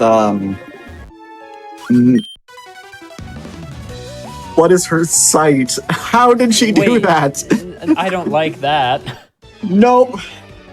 So I didn't think she did that. The guy that we see next, he does that. I didn't know she did too. And there's one person in Victory Road who does that as well. But I'm torn between taking some optionals to make sure that we're good with the experience, and just running through, because Elite Four could be incredibly mild, Elite Four could be incredibly cursed.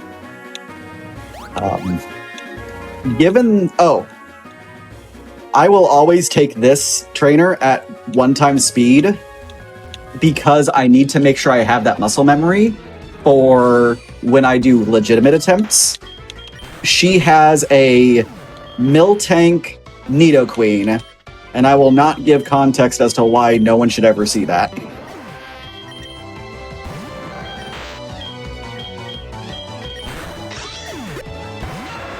So I continue to avoid her like the plague, just so that ways I continue to have that muscle memory in place.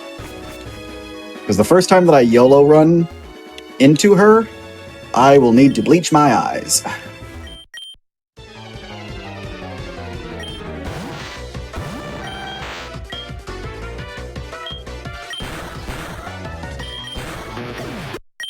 Also, that trainer that we just fought, she also is a run ender. In the regular route that we do for this game, we run a Blastoise Nidoking, and she has a Blastoise Venusaur with Petal Blast. And it is capable of just one-shotting you without a care in the world. Wait, I'm just now realizing this is the Johto Victory Road route. Yep, that is correct. That's the second door that does the weird, you have to run into it and then move sideways. This game has both Johto and Kanto in it. In the storyline of the game, this happens during Red and Blue, and you get to have access to Prequel Gen 2.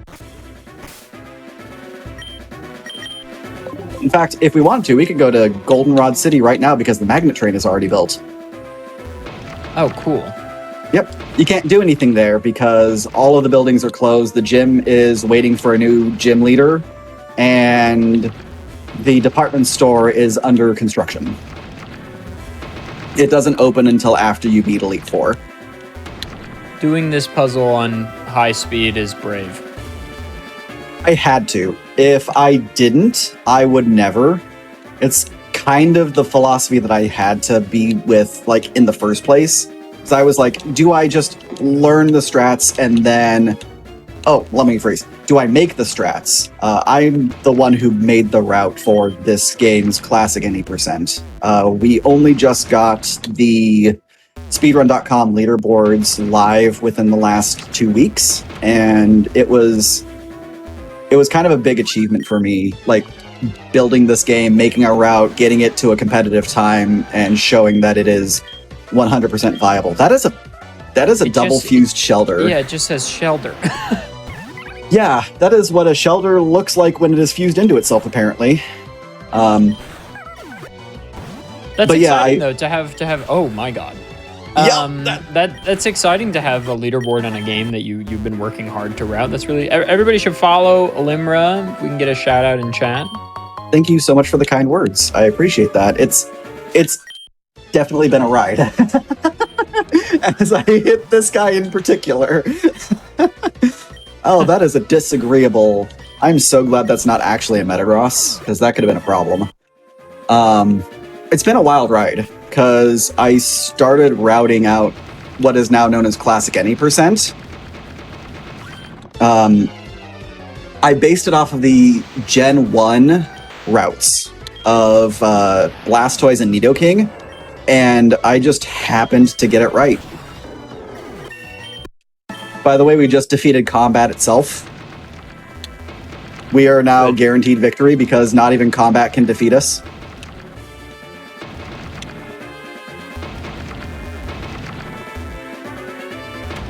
There we go. Yes, one more max repel.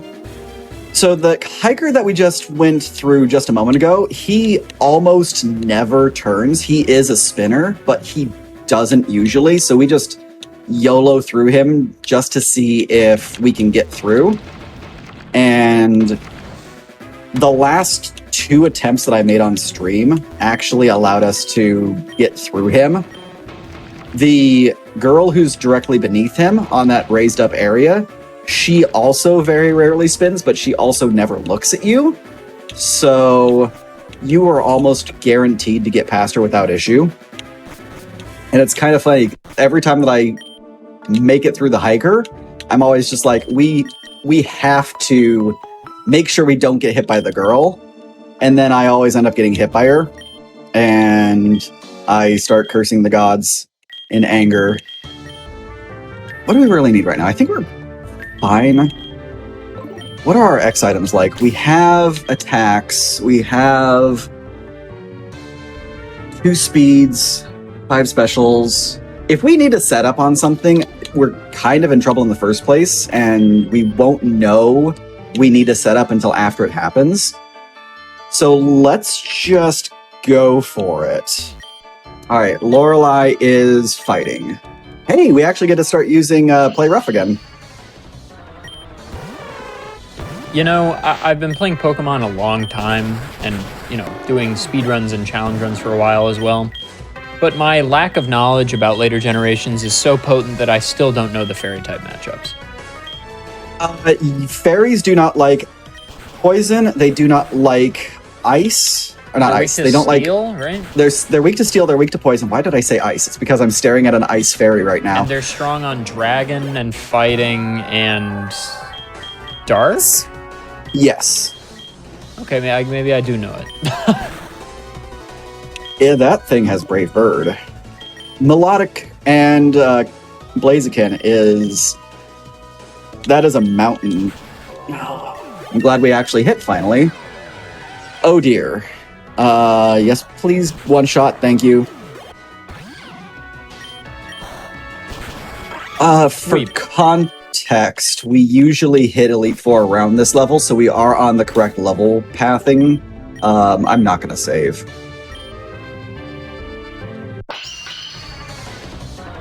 You were saying something?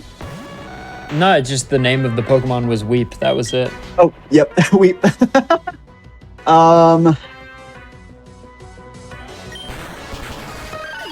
That's right. I always want to think that for some reason Hydreigon is a dragon first and a dark type second, but that's not the case. It is dark first and dragon second. So whenever I see its body, like, my brain freezes for a moment, and I'm just like, what am I actually doing with my life right now? Volpion is perfect, no notes. Right? All of the evolutions are perfect. One thing to note is the community, the sprite community is absolutely amazing, like I have been saying. But for the month of June, they did a challenge across the entirety of the Discord to make every head-body combination of Sylveon have a custom sprite, so that ways they could celebrate Pride Month that way. And the outpouring of spriters just going ham on Sylveon with high-quality sprites is amazing. I kind of hope that we come across a Sylveon Gardevoir, because Sylveon Gardevoir is an icon. There's no other way to describe her. She is just amazing. All right. Oh no! I just saw the Destiny Bond at the last second. Oh, the Ironmon killer. Let's go. Right. I have not died to Perish Song. I have lost to Wonder Guard, and I have lost to Destiny Bond. This Geodude looks like he's going Super Saiyan. Right. Oh, ladies and gentlemen, behold, this is Arceus Mimikyu. I love this. I it's really brilliant. love this one actually a lot. Mm-hmm. During my casual playthrough, I was able to get a Shedinja and an Arceus. Not as powerful as you might think it would be. By the time you get Arceus, the legitimate way, everything will have a dark type. And no, we're going to keep Freeze Dry. If we come across a Water Lance, I'm going to be sad if I don't have it. Yeah, everything will have a dark type move or a weather move, or will still have poison powder for some reason. Oh, that's normal. Whenever a Pokemon uses Trick, it freaks out the game for a second because it's trying to figure out what to do. I almost lost my mind the first time that something used Trick, and I didn't know what was going on. We don't want to Elixir on Lance just yet because we want to save that for Rival. But I am going to save now because we can probably get through this. Afterwards, would you be up for some post-game content? Yeah, we're definitely going to have time. All right. Then I can do some fun fusions for everyone, and we can take a quick poke into Johto. Sure. We could actually, once we get the credits, we could actually use that as the time to take our second break as well, if you would like. I think that is very good. Nidoqueen Joltik was not what I was expecting to be. Oh dear, that's Gunk Shot. That is a... That is a very angry single huge... Like, it is completely unevolved, and it made me pause.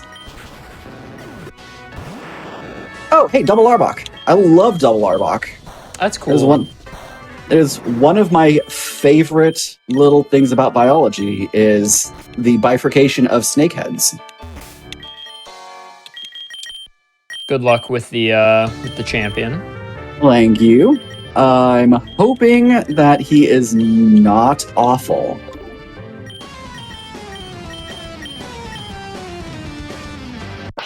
Also, this remix of this song is amazing.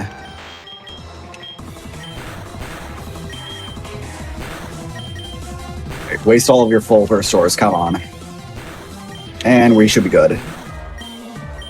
Why is his AI doing that? Yeah, so we're playing on normal difficulty. We're not playing on an advanced difficulty. That's a Giratina so unknown. Sick. That is so sick. Yeah. So he took the ghost and not the dragon, I guess. Yep. I mean, it's dead either way now. What? Hosius. Ha. All right, we're fighting God again. Oh dear, that was super effective. Will I be here for a moment? Surely Surf is good here. Yeah, Yeah, you're right. Truly Surf is. Why was I using Freeze Dry of all things? I think my brain like blew. I love the fists. The second set of fists are. Yeah, it's like a stand. Right? I love it. There's definitely some JoJo's references as well. That's a Miltank Blissey. GG. So wait, you said there was a super boss that's required? Question mark? Yeah, that was the Zapmokuno. Oh, Zapmokuno okay. is unfortunately very powerful. So time is going to come up when we fade to black after Hall of Fame, but we can use that. A run. Yeah. I'm gonna slow this down so that way we can have time with all of our lovely friends for a moment, and then we're gonna go full Island of Dr. Moreau on them once we return. I have to drop the literally, right? Exactly. Very, very niche reference. Yep. So, but yeah, that was the run, and I'm intentionally drawing this out. 146 is actually really good. And then time. GG. Everybody, please congratulate Alimra on an amazing showcase of Pokemon Infinite Fusion. Insane randomizer, any percent. Everybody get your GGs out in chat and follow Alimra. We are going to take our second break of the evening here. We're going to take a brief break and we're going to sort of recompile, figure out what we're going to do after the break, and we're going to show off some more really cool Pokemon Infinite Fusion content in just a little bit here. So don't go anywhere. We will be right back.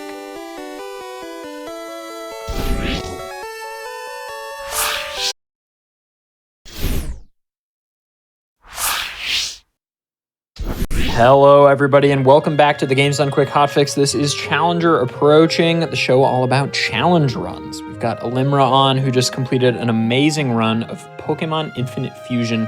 Insane randomizer, any percent. That is so many adjectives. But we are back, and Alimra is going to show us some bonus content, some fusions, and then maybe some post-game stuff. Alimra, whenever you're ready, explain what you're going to do and take it away.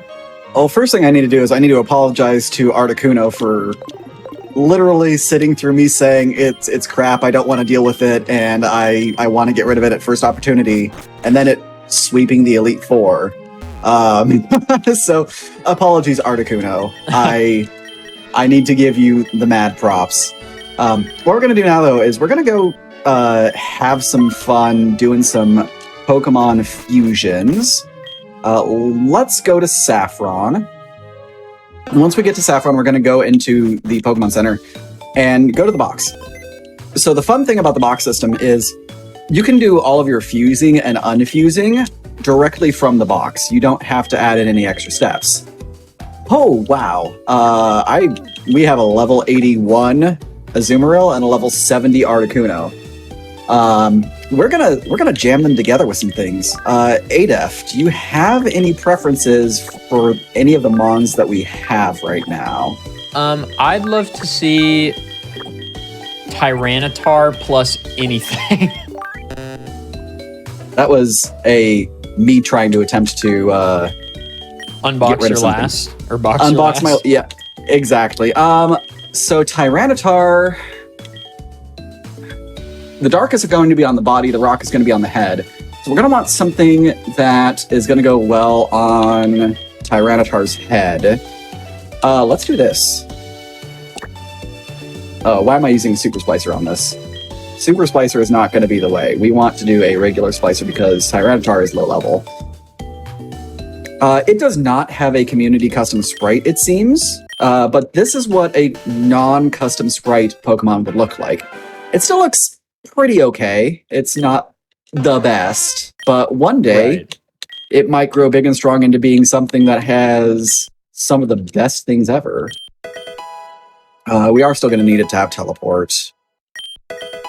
So when you do fuse a Pokemon, you're able to choose whether or not you want to combine the Pokemon's movesets together. Let's do... This could be fun. Let's do Kangaskhan. I chose the regular one. I need the super one. Let's make something that is going to be incredibly powerful.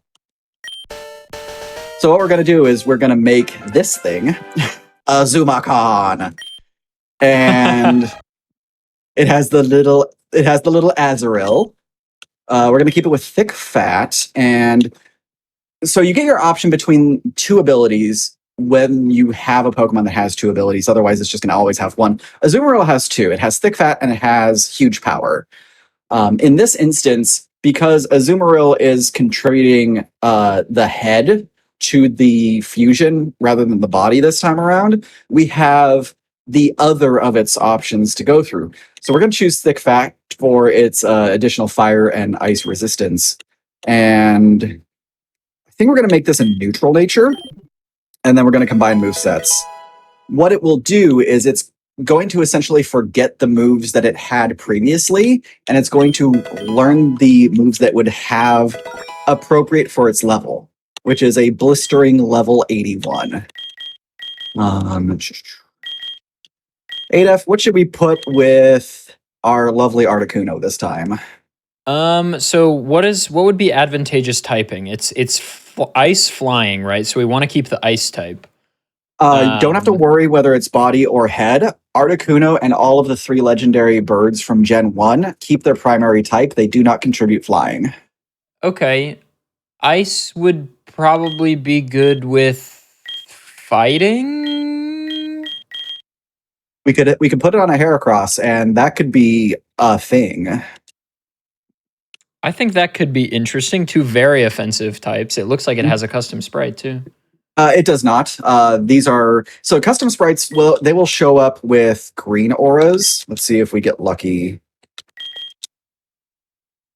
We might not, because Articuno. Nope. Articuno doesn't have a lot of Well, I think ice water or ice fighting, whichever one you think is better. ice water, ice fighting. If we put it on the Krabby becomes Kingler almost immediately, and a Kingler body is a house. Then let's do it. It's all head. It's all face. Ooh, protect against critical hits. Yes, please. What do we don't like electric. We don't like raw. Oh, there's a few. Yeah. I'm trying to think if we take the extra speed, can we sweep fast enough? You know what? Let's risk it. We're not learning Reflect. We're not learning Hail. We're not learning Tailwind. We are apparently learning Ice Beam. So now we have the fun task of... I'm gonna evolve that Tyranitar as soon as I get an opportunity to. We're gonna have the fun task of trying to get moves for these Pokemon. This is actually going to be a good tutorial of what to do when you're in this situation where you've evolved or you fused a high-level Pokemon into something else, and you don't entirely know what to do with it. We're going to mash this Klefki with this Heracross to make whatever this is. Oh dear. Yikes. By the way, for people who have who really enjoy Kingdom Hearts, look up Aegislash and Klefki and Duoblade and Klefki. You will thank me later. Alright, so we have 4 incredibly fused Mons. You know what? We might as well. Let's just do this. And we'll make a Fire Grass. It is just living its best life, and we have put the sun in the Sunflora. Truly. The Sun Lava Pokemon. This is brilliant. I didn't realize that it already had Petal Blizzard. I always feel bad about not feeling like I'm able to run grass types. Oops. Because grass... I need to slow down to go fast. Just have so many weaknesses. It's just hard. Yeah. That's the reason why I was just like, Articuno's not going to stay in the party. I'm going to find something better eventually. And when it does come through, then I am shocked. So this is the move reminder. The move reminder is in most of the Pokemon centers after Pewter. I think the only ones that isn't in are the one in Viridian and the one in Rock Tunnel, or outside Rock Tunnel. We're gonna get Crabhammer because that's gonna be funny. I completely forgot that Krabby was also my HM friend, so we might need to reteach a few things. Why am I giving Bubble Beam when I know for a fact I have in my possession Surf of all things? This is what happens when I'm allowed to go off script. Everything starts getting cattywampus. There we go. So we have 2 mains now. We have the Azumacon and we have Artabi, which is going to become Artilur very shortly. Oh, hi, Outrage. Yes, please. I keep forgetting that Kangaskhan's moveset is kind of insane. We'll keep Double Edge. We don't get Aqua Tail, I don't think. Do we? Again, I go off script and I lose all brain power. We get Aqua Tail. Yes, right there. We're going to keep the Double Edge. We're going to lose the Superpower. So we have a lot of really strong moves on a couple of really overpowered Pokemon. And we're going to take a quick trip over to Celadon so that way we can get our boy Tyranitar fully evolved. Is the Azumarill combo huge power? No, it's thick fat. It would have huge power if it was a Zoomerl body. Okay. All right, so we can still get stones in the department store. They do sell Everstones. This is important because of Onyx and Steelix. Because Onyx and a bunch of the special evolution Pokemon, they will evolve at level rather than doing their link trade or having to have Metal Coat and passing it back and forth. It's for ease of compatibility, so that way they don't have to try to figure out how to network the game, because that would be kind of hideous to try to figure out. But this is also not going to have a special spread, is it? Nope. Kind of looks a little better, though. It still looks like it's staring into my soul. But all of the happiness evolutions happen at level instead of at a special happiness value. The moves Return and Frustration are the only two mechanics in the game that retain using happiness. We don't need that. We're going to get some Ultra Balls, just in case we find some new friends. And we should have... Yeah, we're going to get some Hyper Potions. All right. Let's go and see what Whitney's up to. This song is goated. They did such a good job. Oh, you don't have enough. Oops. I made a mistake. I completely forgot that it costs 1,000 gold to get into Goldenrod. Oh, look. Upgrade. There we go. You have a Stardust, too. I mean, I am less likely to want the Stardust in my... Or I'm less likely to want the upgrade in my hands than the Stardust, because Stardust is emergency cash. I will literally never use upgrade, because I will never go out of my way to catch a Porygon. All right, so Whitney, we're handing out gifts to new challengers. Here's Pokédoll. What is Whitney this time? Water type. She is a fierce one. Okay. If you can't answer the quiz, you'll have to fight me to open the gate. Okay, pay close attention. Count. How many of what has there been? How many Pokemon did you see? We saw 6. This will get harder. 9? How many Pichu did you see? I want to say 4. I think that... No, boy. I thought it was 4 as well. It was either 3 or 4, but I know that there's a... Oh my god. Oh! Here's Kyogre living its best life. It is getting crab hammered. Oh, we have a rare candy. I could just do a thing here in a second. Why did I use that? We're gonna keep crab hammering. I hate crab hammer. I hate that move. To be fair, I'm not thrilled with its existence myself, but... Oh, I did use the rare candy previously. Oops. Well... How many different kinds of Pokemon did you see? I want to say it was 5. Yeah. Hi, Whitney! We don't have any Johto badges, but we are the champion, so... Oh, we now have new gym music, by the way.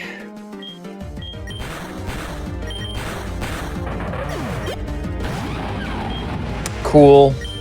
Tortoise. Yep. We got a tortoise on our hands. Well,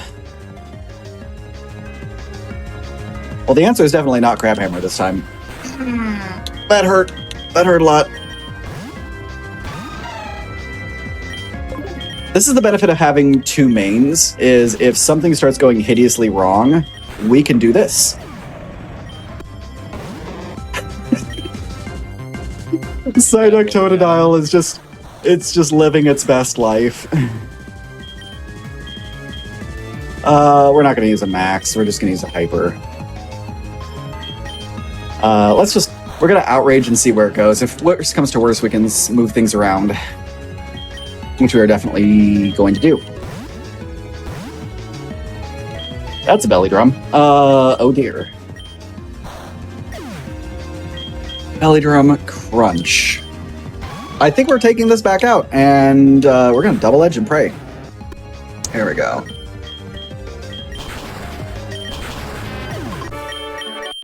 There is a lot of, like, brain RAM that goes into trying to remember not only the types of Pokemon, but making sure they're in the correct order in your brain. Yeah, it's like a four-step process. It's like, okay, what are the two Pokemon? What are the types they gave? What's the order they're in? Yep. Oh, we didn't talk about eggs at all because we didn't touch any eggs. You can get an incredibly large number of eggs in the game. And you get like a Togepi early on. You can get a Ralts here once you get through doing the normal part of the game. Wow, everything can learn Cut. Sure. You're going to learn Cut.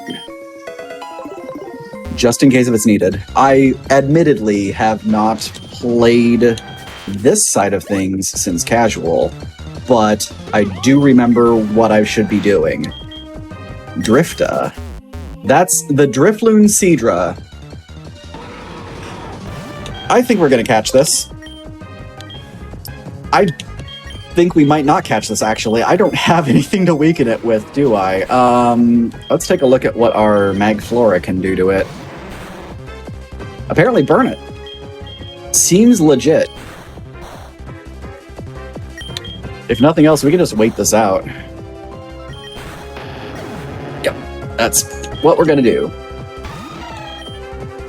Also, the downside of when you overlevel a main, if you see something that you really want, you have to rely on whether or not you can Ultra Ball it fast enough.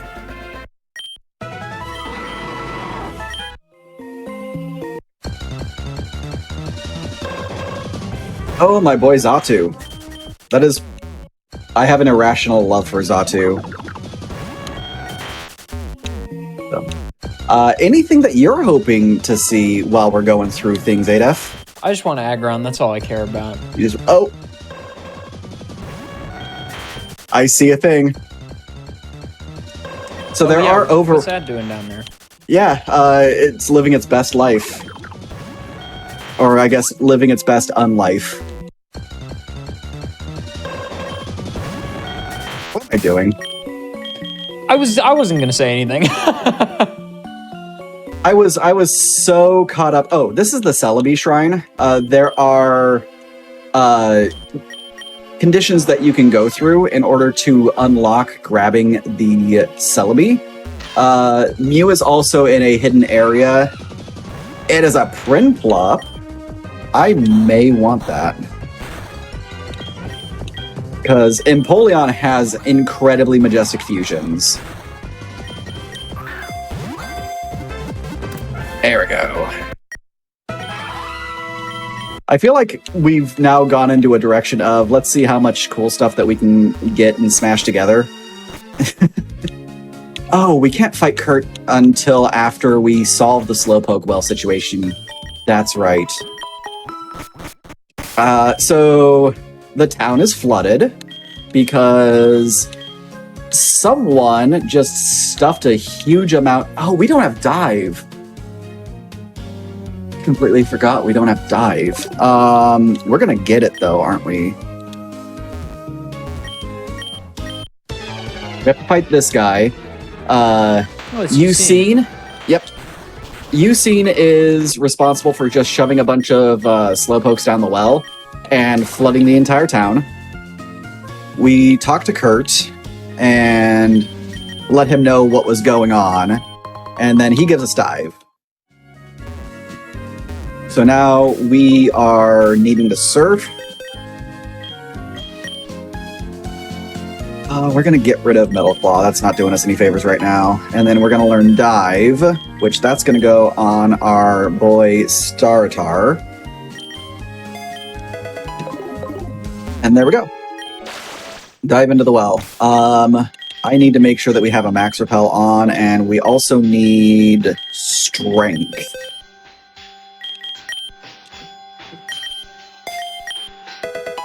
There we go.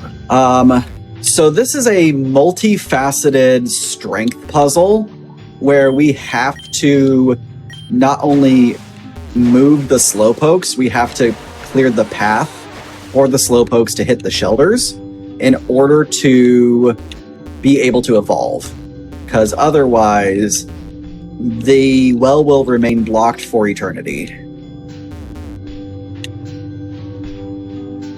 And we go this way. You move up. You go over. As long as I don't block my path, we are perfectly fine. This is also requiring me to remember the solution to the puzzle, which is this. Brain Ram! Don't max out on me again! There we go.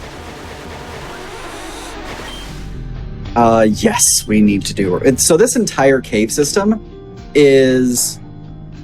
Well, that's unfortunate. This entire cave system is capable of giving you encounters at every step of the way, and it actually has a very high encounter rate. So if we're not careful, if we run out of max repels, we could have Gen 1 Mount Moon levels of Pokemon just giving us problems.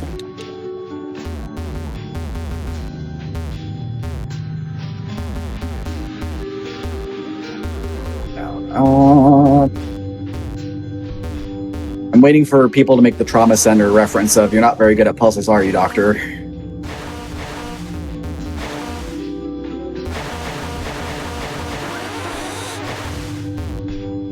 Alright, we are almost done with clearing the well. Once we do, we'll be able to fight Kurt. Kurt is another puzzle gym. Oh, hey, that's right. It gives us a water stone. I didn't need to spend the money to make that happen, but here we are. Oh, a fun mechanic of this game is there are a lot of custom Pokeballs. They allow you to do really crazy things, like that candy ball that we just picked up. Any Pokemon caught with it gives you 5 levels to that Pokemon. It's got a... Yeah, it's got a slightly worse base catch rate. I think it's a 0.8. But there have been a couple of times in which, in post-game, it has made a difference. Wait, I completely missed that. Kurt is an expert on grass types. We have Artaby to help with that. So what we need to do is we need to interact with the right spider webs at the right time in order to continue forward. All right, Gloovy. We're coming across a bunch of baby Pokemon right now, it seems. All right, here is the downside of the puzzle, is if you get anything wrong, you have to start completely over. Tandskull. A Tangela Duskull and a Brare. If we were like Furret? Yeah, it's a Breloom Furret, but that's one of those pronunciations of do I attempt to say it in a very specific way? All right, so oops. I was mashing a bit too fast. There we go.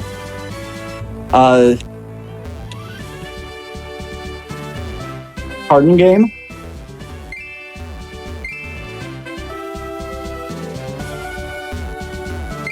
There we go, okay. I could have sworn I hit the back one first previously. One thing to notice occasionally, the game does not sync up the location of sprites, so you will occasionally see stuff like that. But then we get this absolutely gorgeous Megarus, which is ice and grass.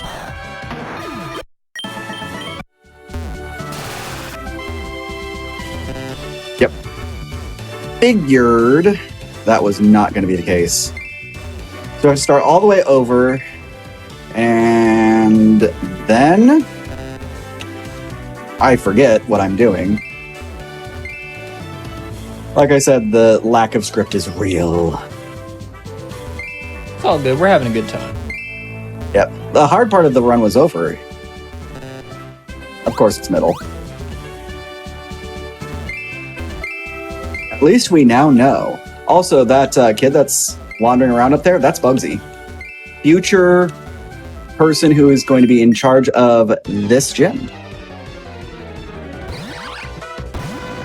That is glorious looking. Bravo, Rose Raid, Zoroark. All right. Let us fight Kurt. Misdreavus Bayleaf. Oh dear. That needs to go away. Anything with Dragonite is a concern.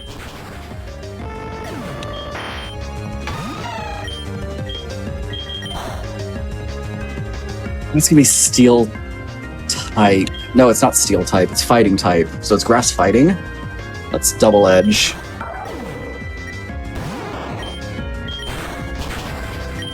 Oh, battle! No! Why are you so cute? Yep, we're double edging that. It had Effect Spore on it. It poisoned me as it was on its way out. Apologies for the purple flashes. There we go. Now we're good. So that's 2 Johto gems down. We are coming up on one that I am not terribly a fan of, which is Faulkner. He has a very unpleasant mechanic that you have to negotiate, and I don't like it. You go up to an upper area of his gym, and you must deal with a wind-pushing puzzle that will knock you down off of it. What, ladies and gentlemen, that is a Rapidash? Golurk Rapidash. Yep. That is the 4 horsemen of the apocalypse for war, apparently. What are you, Lapras? This is where you get a vanilla Lapras, and today it is an excessively overleveled Togepi. Oops. I stopped moving at the wrong time.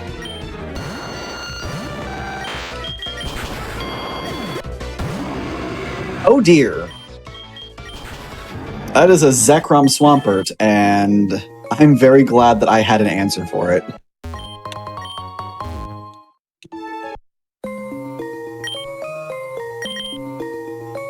I was going to be very unhappy if the Max Repel wore out and I got into an encounter because of it.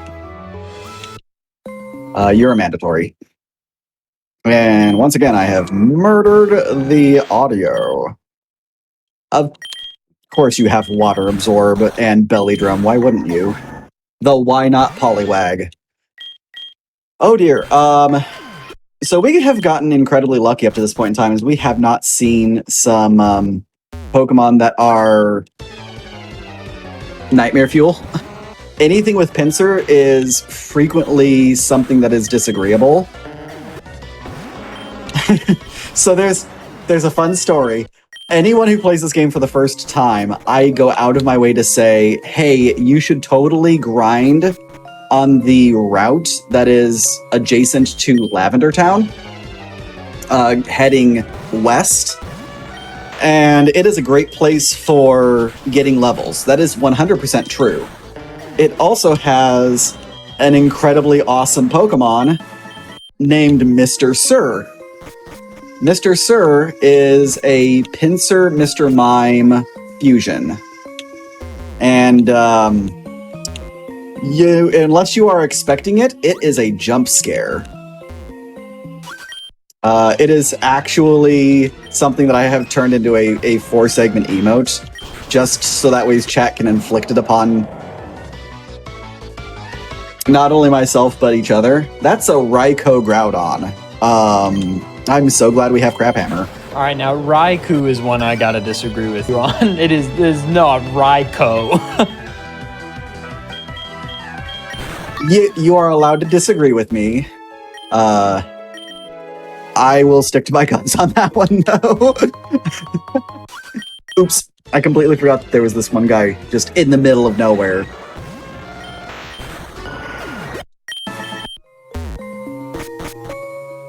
And we are now through as soon as that guy moves. And she's a mandatory. Ooh, that is pretty. Volcarona Lampent. That is... I want to get that as an actual lantern in my house now. Let's rock smash.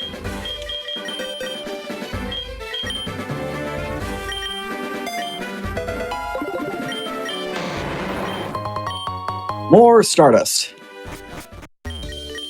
So, if you had a guess, of the 17 types of Pokemon that there are, what do you think Falkner is going to have? Oops.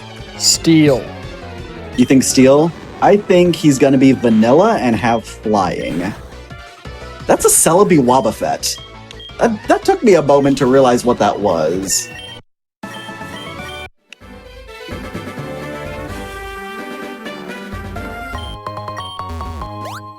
Gotta love getting TM Roar this late in the game, right? We're not talking to Ucene. We are going straight into Falkner. He is a rock trainer today. Alright, a strong wind is... I feel like I was closer. No, you definitely were closer. You get the points on that one. Alright, so this is the puzzle. At regular intervals, the wind will move you. You are intended to only push left and right in order to get through this. And it took me an embarrassingly long amount of time to figure this out.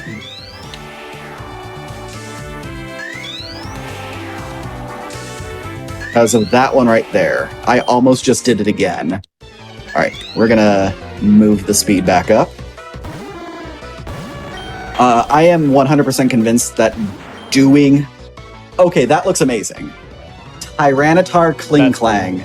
That is an absolutely fantastic sprite. Kudos on that. Oh, crap. Ugh. I fixed it. We're fine. Everything's K. I'm convinced that doing that puzzle at full speed is actually impossible.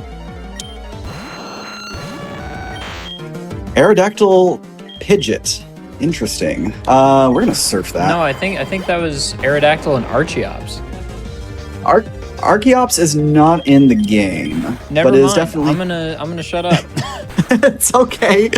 I wish that Archeops was present because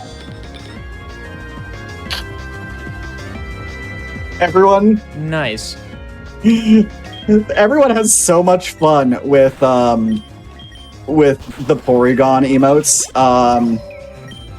People should look up Porygon Z and Lopunny. I promise that it's nothing awful, and it will complete your life. Here's your melodic Aggron, by the way. Lovely. I love it. It's perfect. It's amazing. It's also incredibly strong. If there was a rock type that I was going to consider, that would be one. Oh, you know what I just realized I could showcase real quick? There is a special mechanic in the game.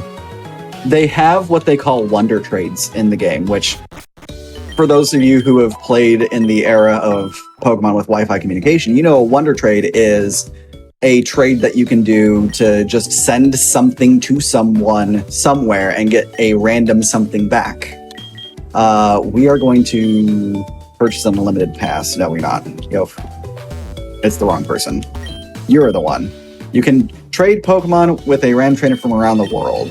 With premium tickets, you can get even more rare and guaranteed to have a custom sprite. So that's what that ticket was referencing. You get an unlimited ticket to always be able to get a custom sprite out of whatever you send. Whatever you send to someone, you will get back a Pokemon of the same level. Here is our Grimer Dunsparce. So that is a fun mechanic. If ever you get walled by the game and it's because of a combination of a Pokemon and not necessarily its level, you can attempt to make it into something better by just giving it away. All right. So this is Sprout Tower. It has changed significantly from what people are used to in Gen 2. This is another segment that we're going to be doing with regular speed. We need to not get caught by anyone. If we get caught, we get thrown back to the bottom like this. So, and that's not just from these monks. There are Pokemon that will be threatening to catch us as well. I thought I could sleaze that. I thought I was far enough. But this is required for game progression. If we do not get through here, we do not get through Mahogany. Because we have to go over a gap that we have to jump to get to the other side of. And the only way we can do that is with the Golbat shoes.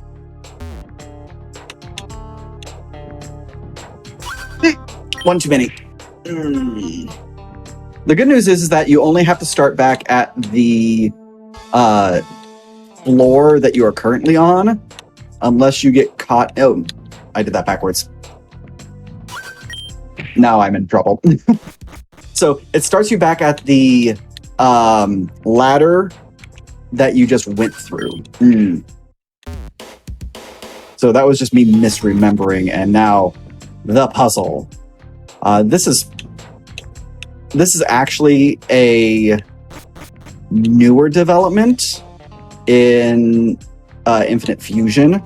It does not exist in a lot of the earlier patches, and that makes routing going into that was rude. That was really rude, game. It makes routing going to Mahogany a little bit more awkward. Also, if you listen very closely, you can hear me get literally kicked. It makes a kick thud whenever I get caught.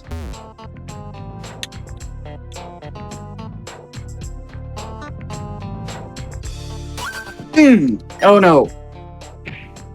So this is definitely going to be a wall for beat gold % in the current patch because of just the level of, like, you need to understand the cycles, and clearly I do not understand the cycles and the sight ranges.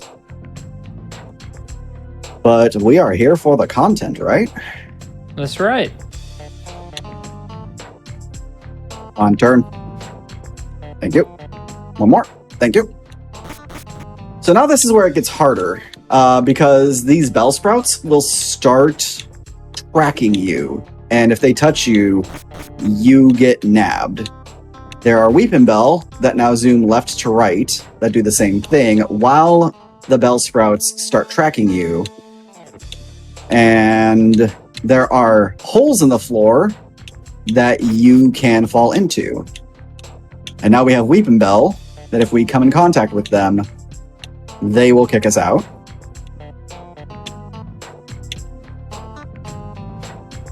And we're through. We now have the Golbat boots. You can also steal these golden Bellsprout statues. There's a karma system in this game, and the karma system allows you to get things like Darkrai and Mew, depending on if you have positive karma or negative karma. If you want immediate negative karma, steal all 4 of those statues, and then... Oh, we need Flash. We have to go through Dark Tunnel.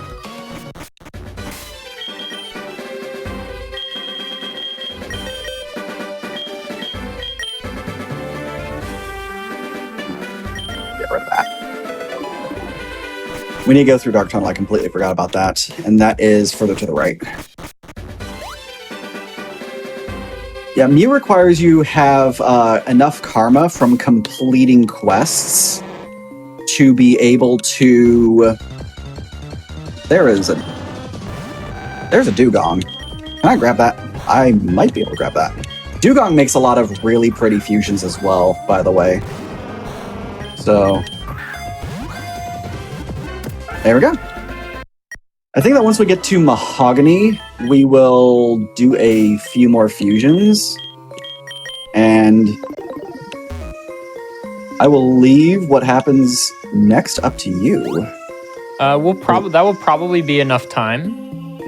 And then I think something that could be interesting is you should continue this on your stream. Incentivize people to tune in. Absolutely. It has been a long time since I've fought the other super boss. There are two. We've seen Zatmo Kuno. We have not seen the other one.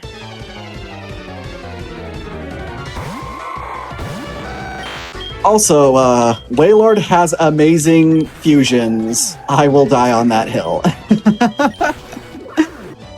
The Waylord chandelier from the title screen is really cool. Oh, in order to continue forward, by the way, we need to get 3 sticks of dynamite that random workers are going to entrust with a 10-year-old. That is actually what is happening right now. Our path is blocked until we get 3 sticks of dynamite after roughing up the workers. It really is amazing how often in Pokemon, like, elected leaders are basically like, well, why don't we have the child? Why don't we let the child battle God so that we don't have to? Right? I think that would be good. That was one of the funniest things about Sword and Shield to me, is the adults were just like, you're kids, let us handle the crazy stuff. And then they completely failed. And the kids had to mess with the crazy stuff. You know, never mess with the formula. Right? Okay, so now that we've got 3 sticks of dynamite, he's going to blow it up and we're only going to be 2 tiles away and be perfectly fine. Because dynamite doesn't have a huge blast radius and isn't incredibly powerful. No. Look, if I know anything about nitroglycerin, it's that it's incredibly controllable and normal. Yep, it is very stable. Nothing in the history of the universe has ever happened that was bad due to the mishandling of explosives. No, I can't think of one. No? All right. So I guess we have ourselves a Dugong, and we have ourselves a Prinplup, and we have ourselves a custom sprite. Let's see what that happens with, or what comes out of it.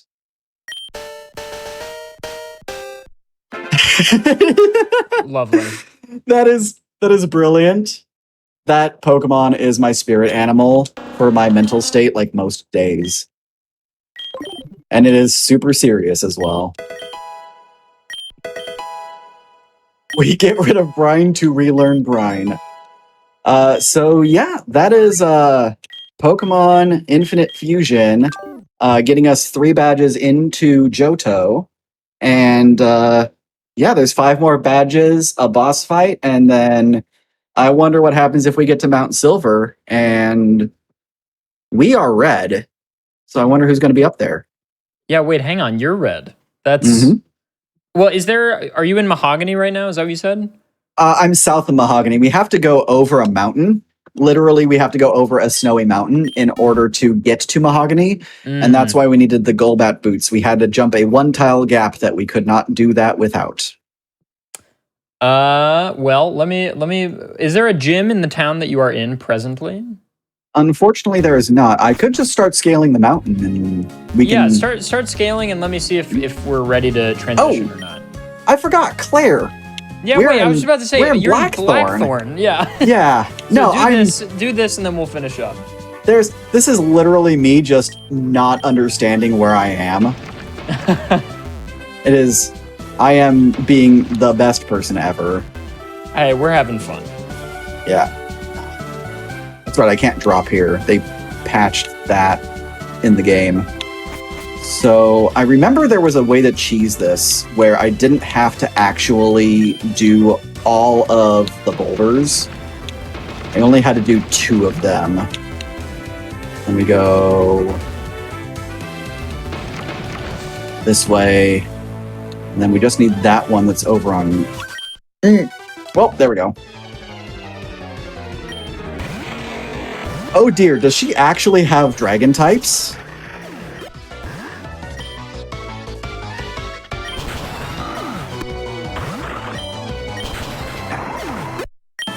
right, so this is a ground gym, and we'll be able to... How do we want to do this? I remember how to do this now. No, I don't remember how to do this. This is... Yep, that is me just not remembering anything about this game, apparently. My weakness, my absolute weakness, my Achilles heel is boulder puzzles. Like, okay, it was... mine is ice puzzles. I can't, like, I consider myself, and I'm sure based on just hearing your commentary and everything, like, you would consider yourself, like, we're relatively intelligent people. I feel like in general, I'm pretty good at puzzle games. I don't struggle very much with them, like, for the most part. Ice puzzles in Pokemon games, like, genuine, first of all, that looks amazing. Right? Genuine Steel children's Chomp. puzzles, I can't do it. Yeah. By the way, I just remembered the solution. There it is. Very nice.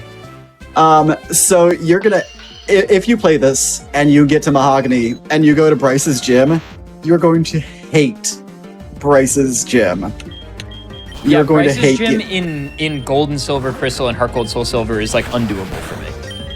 So it's worse in this. Yeah, of course. Because, yeah, but it's worse in the best way possible because it's a hockey rink that you have to push a Pokeball at hockey players and make that Pokeball get into a goal, which opens up being able to get into Bryce. Because you could theoretically, if the barrier wasn't there, you just walk into Bryce. But you have to do the hockey puzzle instead. And it was... Wait, he's still active too after beating Claire? I disapprove, game. But yeah, that's Claire. So I guess any final thoughts? That's up to you. If you have anything you'd like to plug or anything you'd like to shout out, now is the time. Yeah. So my stream is typically Monday, Thursday, and Saturday. This upcoming Saturday, I'm doing a Dark Souls crowd control for the very first time for follower appreciation. And my Mondays are always 8.5-hour marathons. It's where I get a lot of my long-form content in, and is very likely where this is going to continue this upcoming Monday, starting at noon Pacific Daylight. Amazing. Well, you can find our wonderful runner today at twitch.tv/ALYMRA, Alimra. The link will be in the description if you're watching the YouTube video.